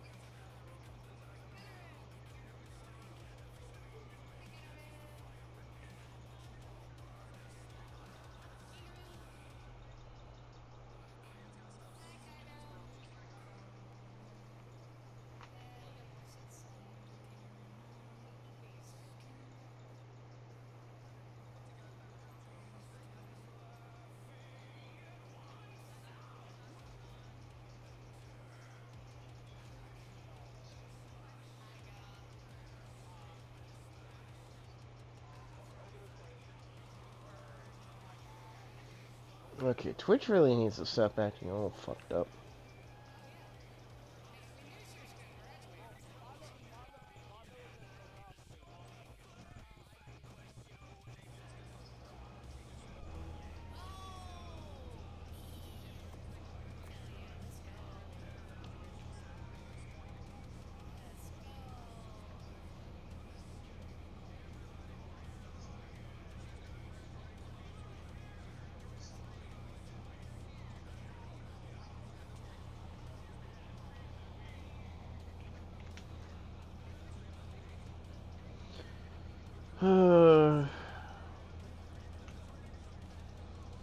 Well, time to send off the souls of the dinos.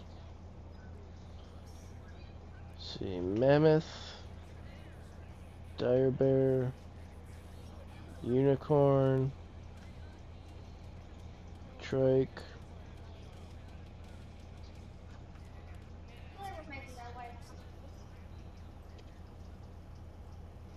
Dung Beetle and Frog didn't have a soul. Seki will be out there on.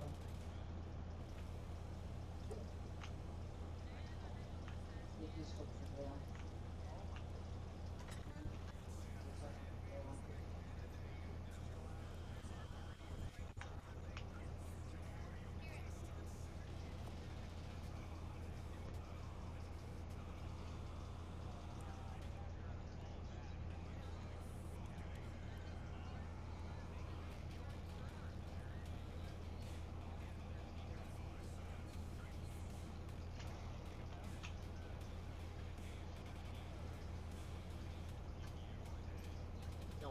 fitting right.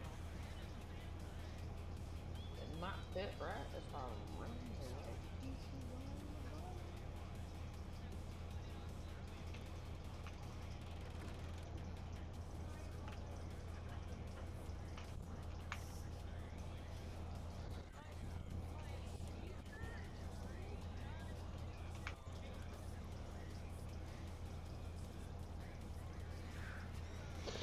Yeah, Thatch Foundation, Thatch Foundation, Thatch Foundation, Thatch Foundation.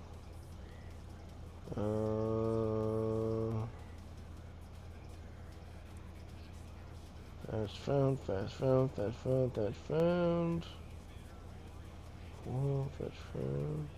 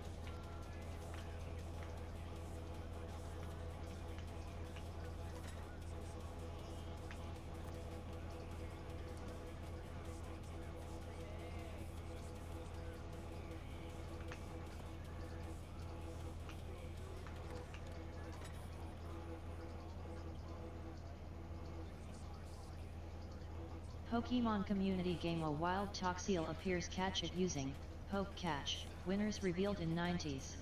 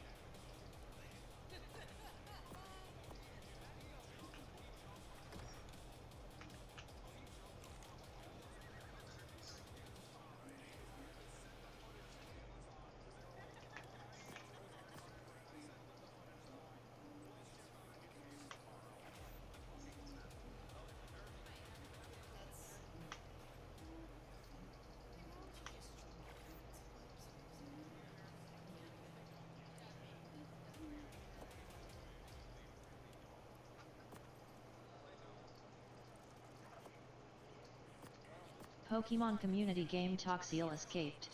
No one caught it.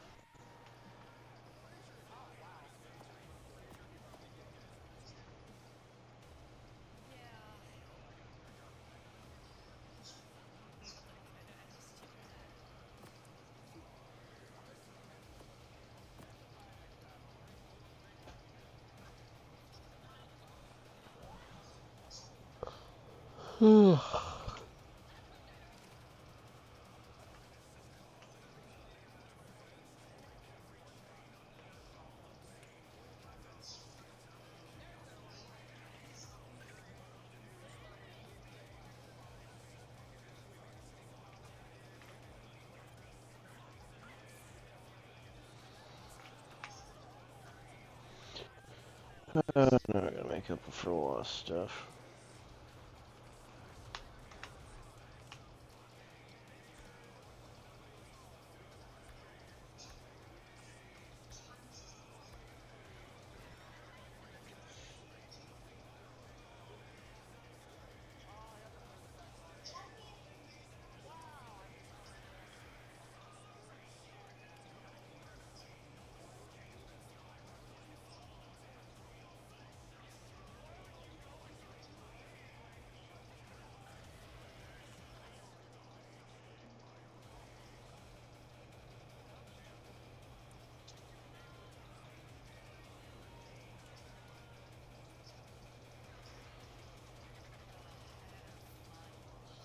No.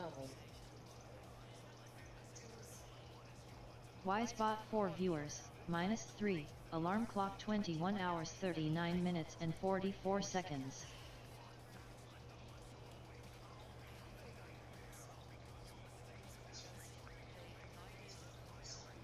Oh, sorry, I was supposed to go down here.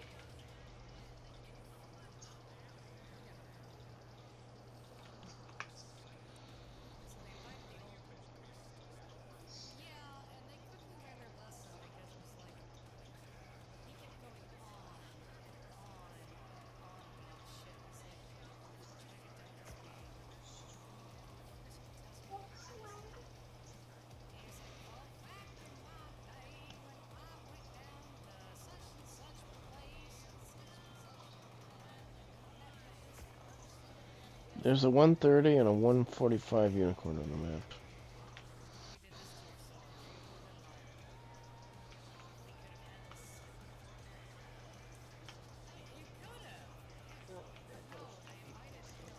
Or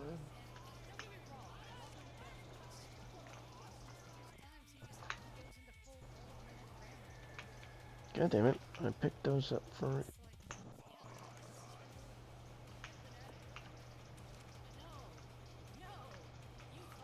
which one I like better, man?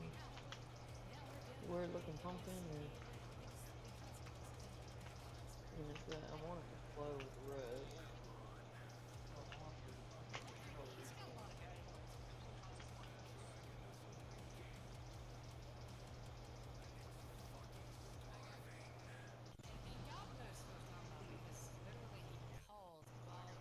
Also, I got the gamma jacked up in his house, so really.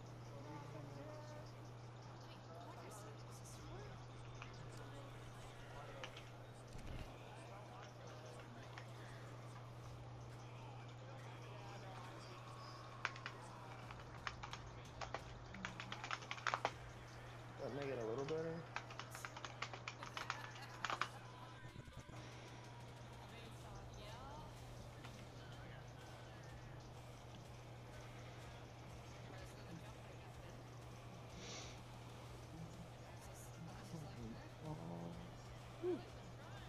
Can't add shit missing. Crafting.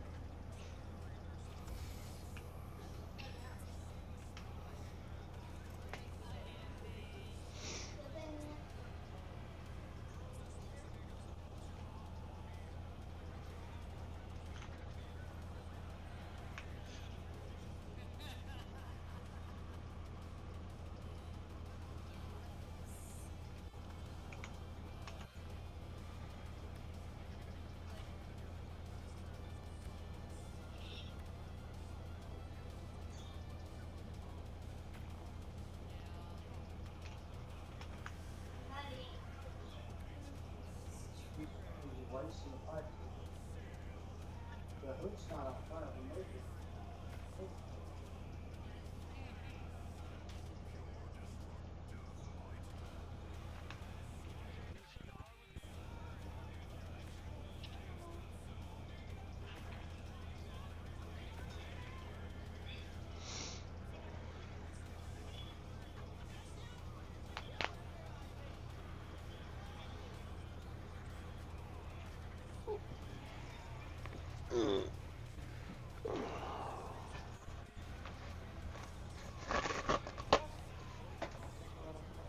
Send you on over to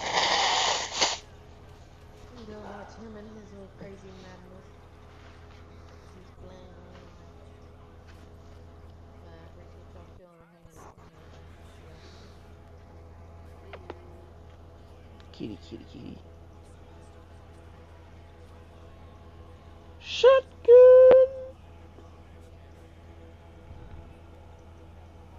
No, you don't need to be on my stomach. Knock it off.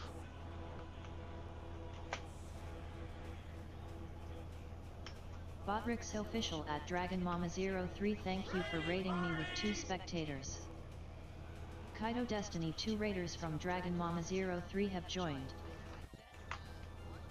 Frosty Tools. Thank you very so much 3 for at Dragon Mama 03 Dragon raiding Mama 03 party. is raiding in from Streaming Arc, Survival Ascended.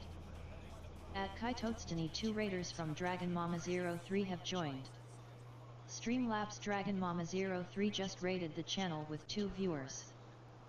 Kaito Destiny, so 2 Dragon Mama 03. Oh, that's from the red Stream map. Elements, look, it's Dragon Mama 03, they were playing Ark, Survival Ascended. Oh, Go check them out the and one give with them some the fluffy cheers and support. the what Dragon dragon? Mama 03 at URL. The king size dragon. God, that I tried taming one of those. Those are a pain in the ass. But I didn't have much problem with it.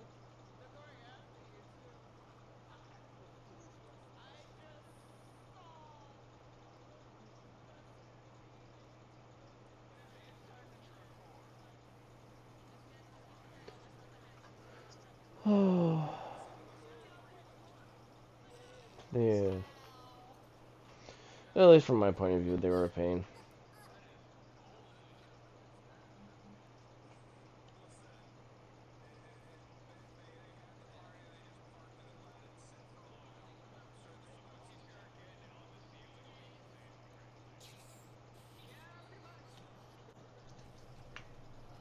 Oh.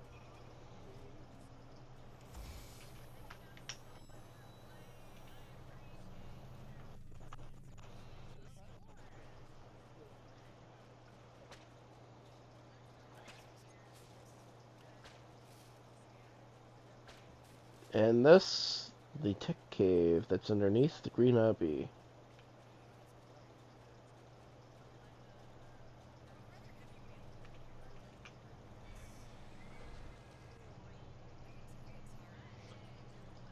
Dr. Sophia's masterpiece.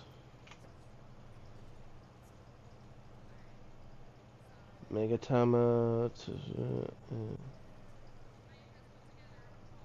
2 charms and a sword. There's actually a katana you have to find. Stream Elements, welcome to the Fluffy Dragon's Den. Come sit, chill, and game a while. Enjoy the show and have some snacks and drinks. I hope you all enjoy your chill and relaxing time here. Carrot W carrot. 3 special artifacts to use to summon a special creature.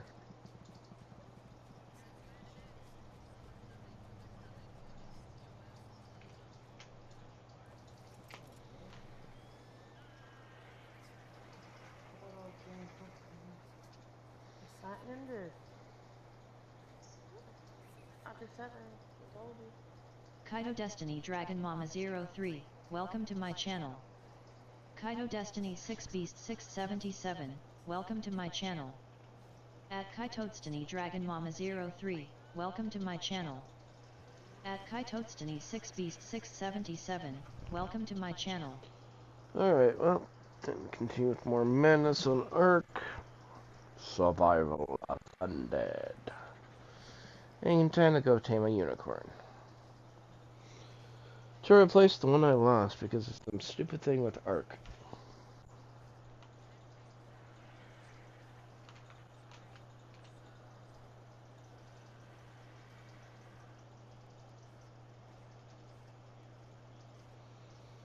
And then...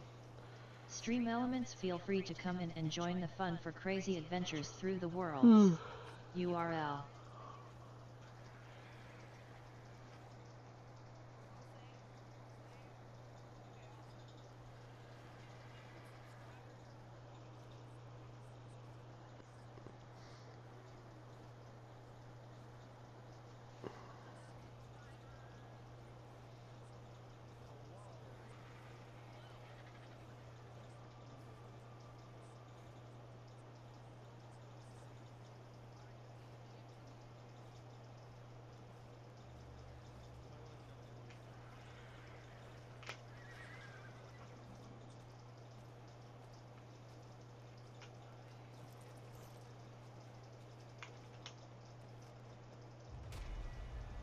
I shoved a carrot up its ass.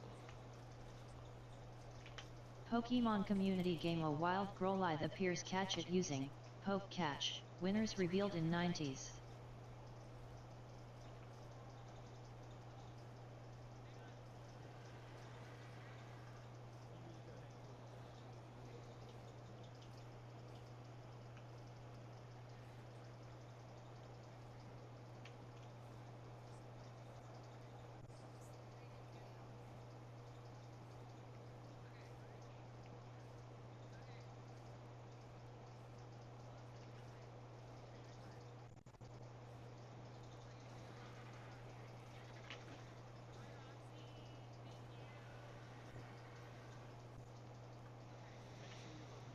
Alright.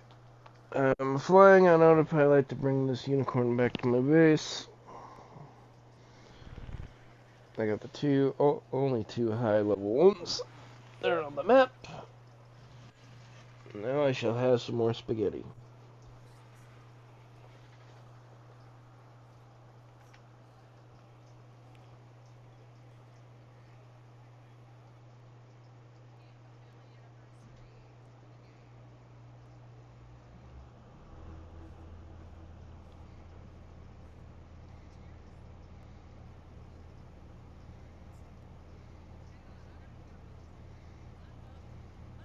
Pokemon community game. Growlithe escaped. No one caught it.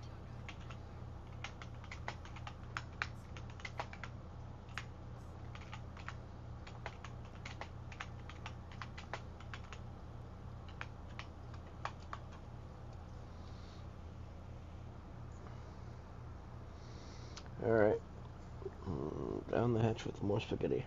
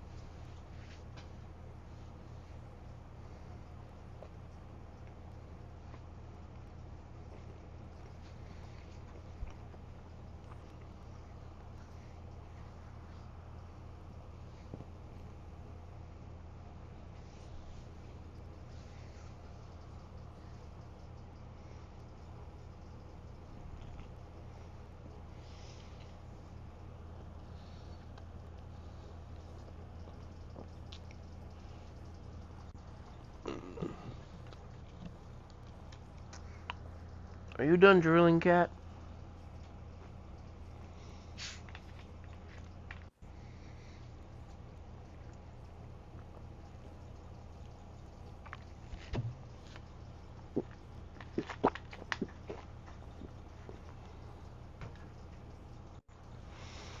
Ow!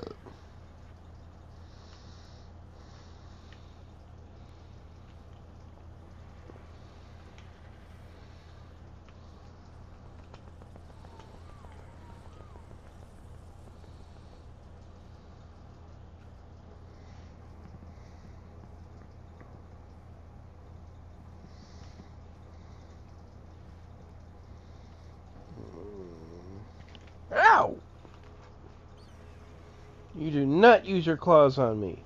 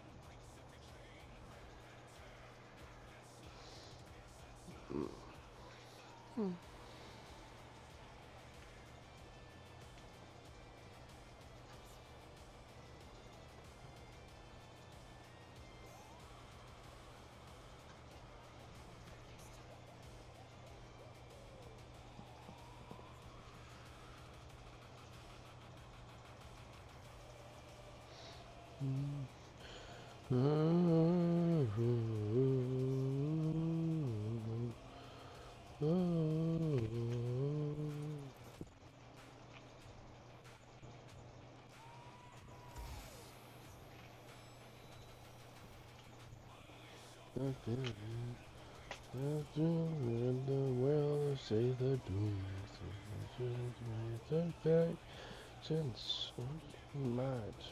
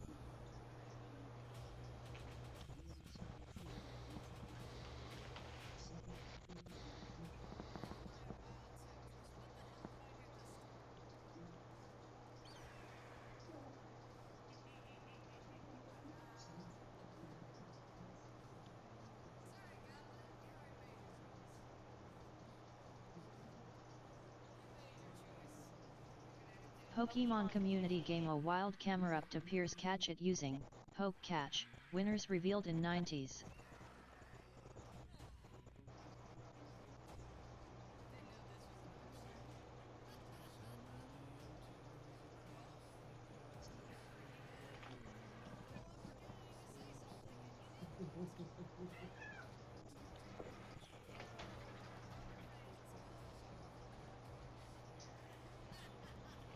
That's a big ass period.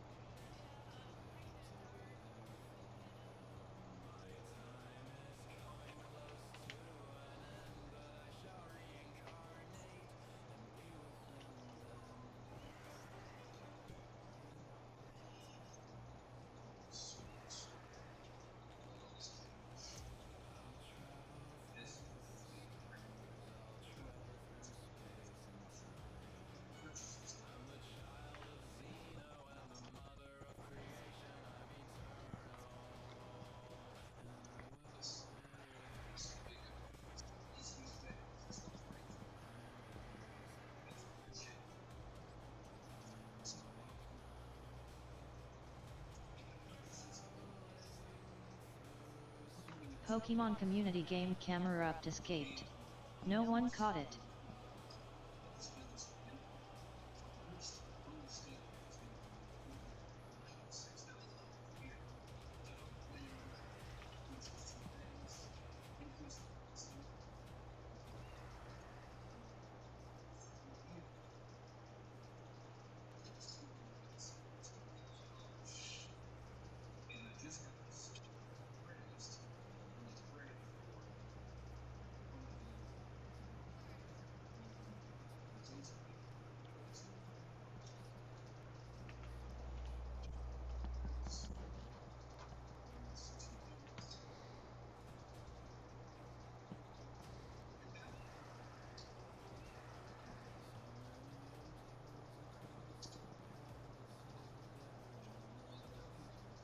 Amy. No little. That was good.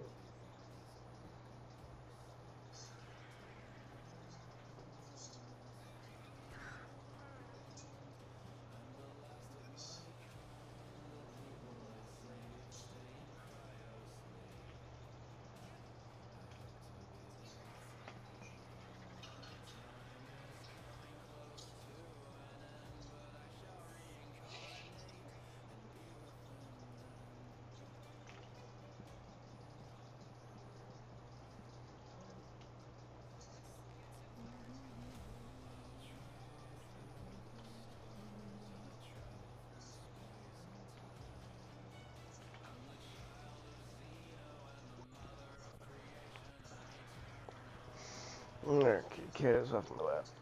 I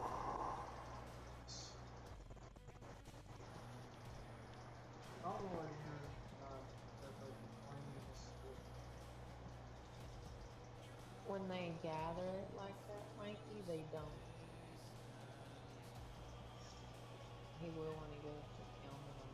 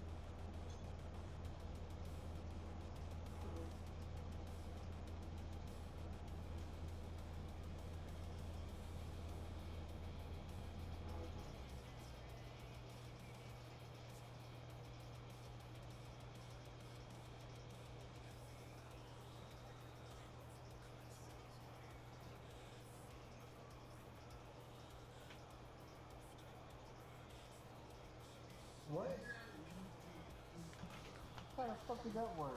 The women will cancel it out. Yellow cancels out green. Oliver, will you quit it? No more climbing on me, damn it.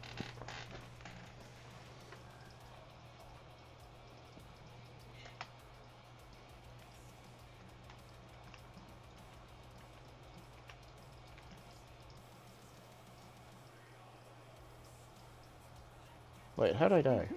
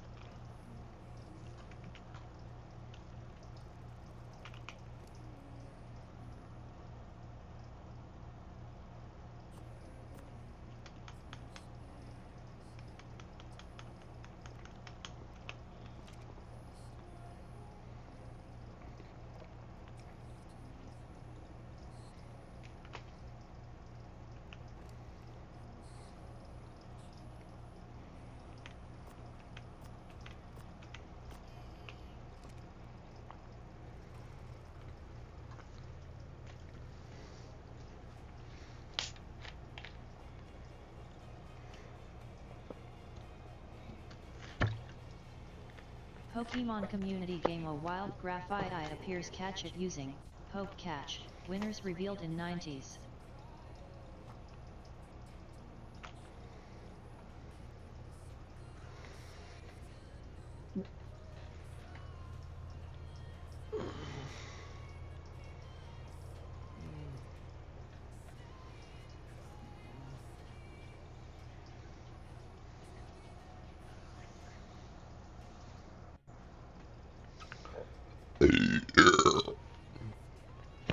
Excuse me.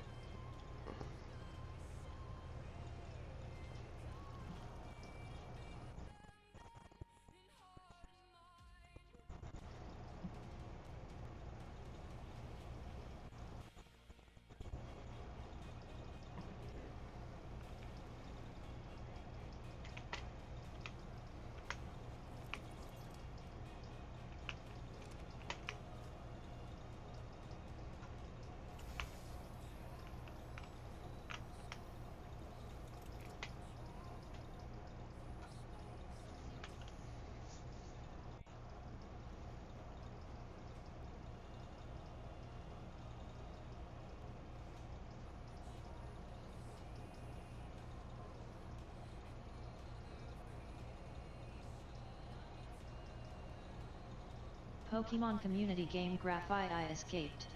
No one caught it.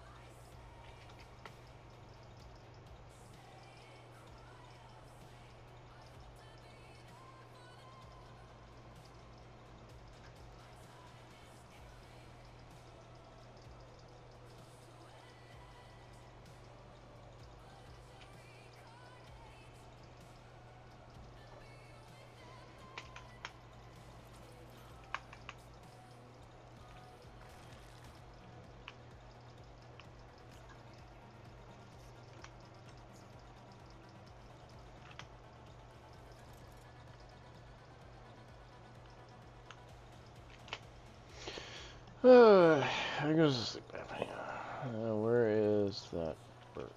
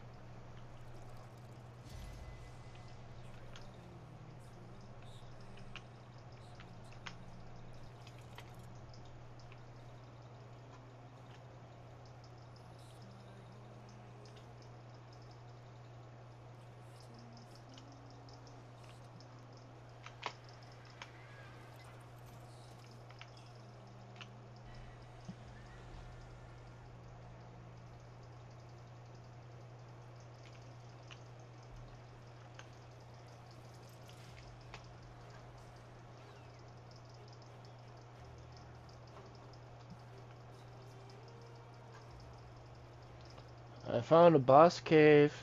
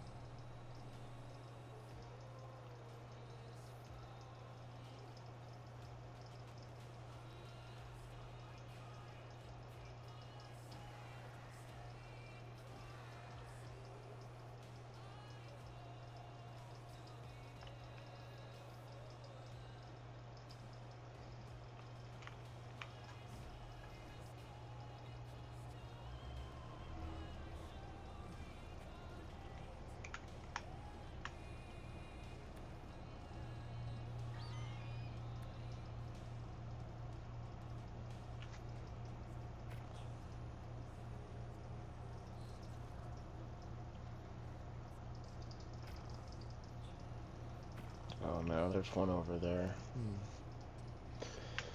Alright.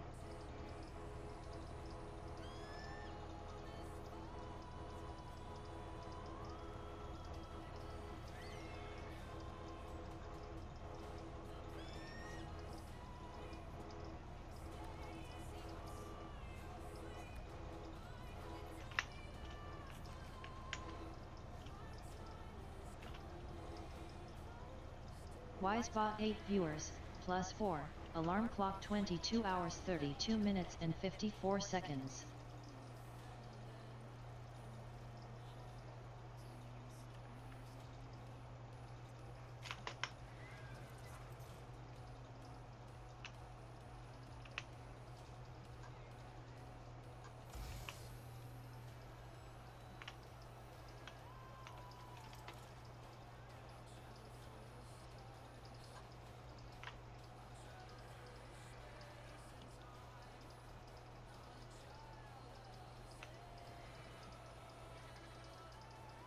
Kato, Yeah? confirmation they are spawning beside your base. Yeah, well, I Just turned found everything. some more. I turned everything to stone, so.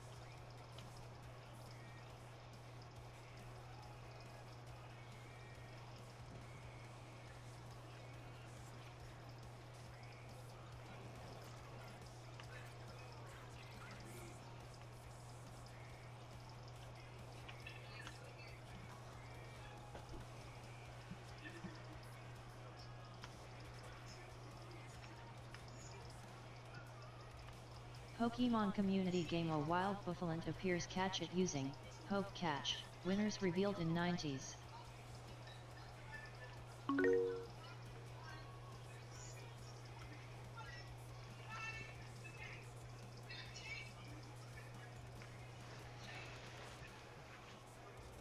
Hello, everyone on Kick, Blaze, Twitch, and YouTube. I hope you're all doing well. Thank you for coming on and by to give love and support and all the cheers and lurks. Please make sure to do your self-care, have drinks, snacks, stretch breaks, and all that good stuff.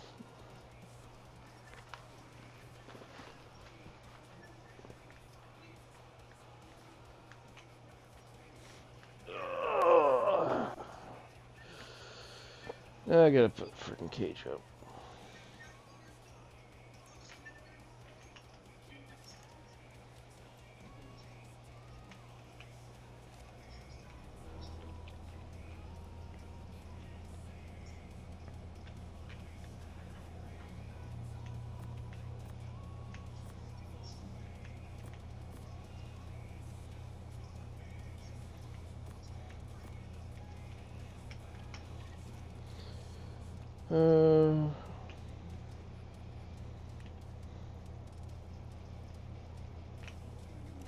Pokemon community game. Buffalo escaped.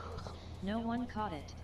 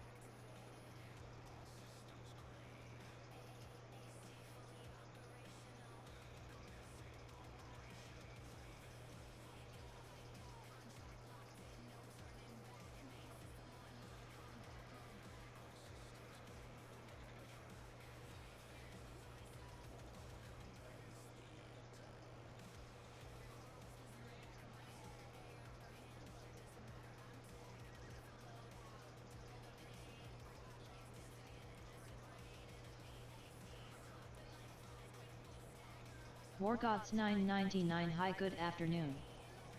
Kaito Destiny Wargods 999, welcome to my channel. At Kaito Destiny Wargods 999, welcome to my channel.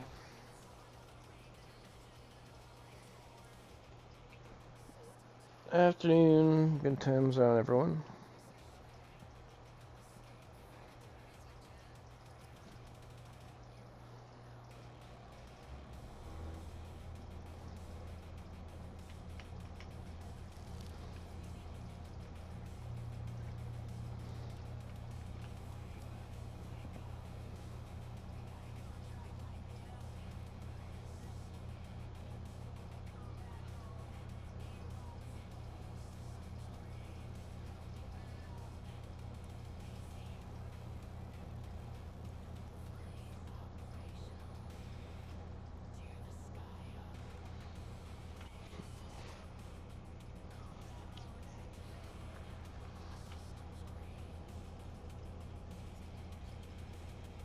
Wargods 999 still playing on that Japanese server?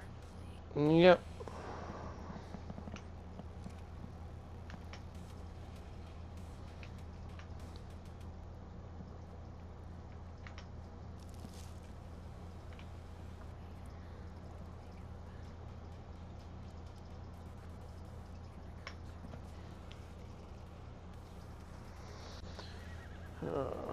But I think I will call it quits here and get some rest, because I'm sorry to fade, so.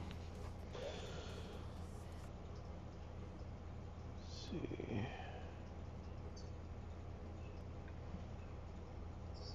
I gotta.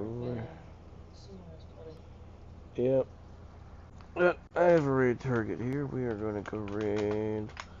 Gloomy Cookie is playing Space Marines Warhammer for Space Marines 2 Warhammer 40k, and they're playing with friends. So let's go give them lots of love, support, big fluffy cheers all around, and I do wish everyone the best. So please take care, stay safe, stay happy, healthy, hydrated, and I'll see you all again next time. This is Scary Destiny, signing off for Shinless. Take care, everyone. Bye bye.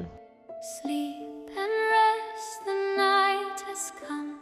Stars are humming soft and low. Lay your head, your day is done.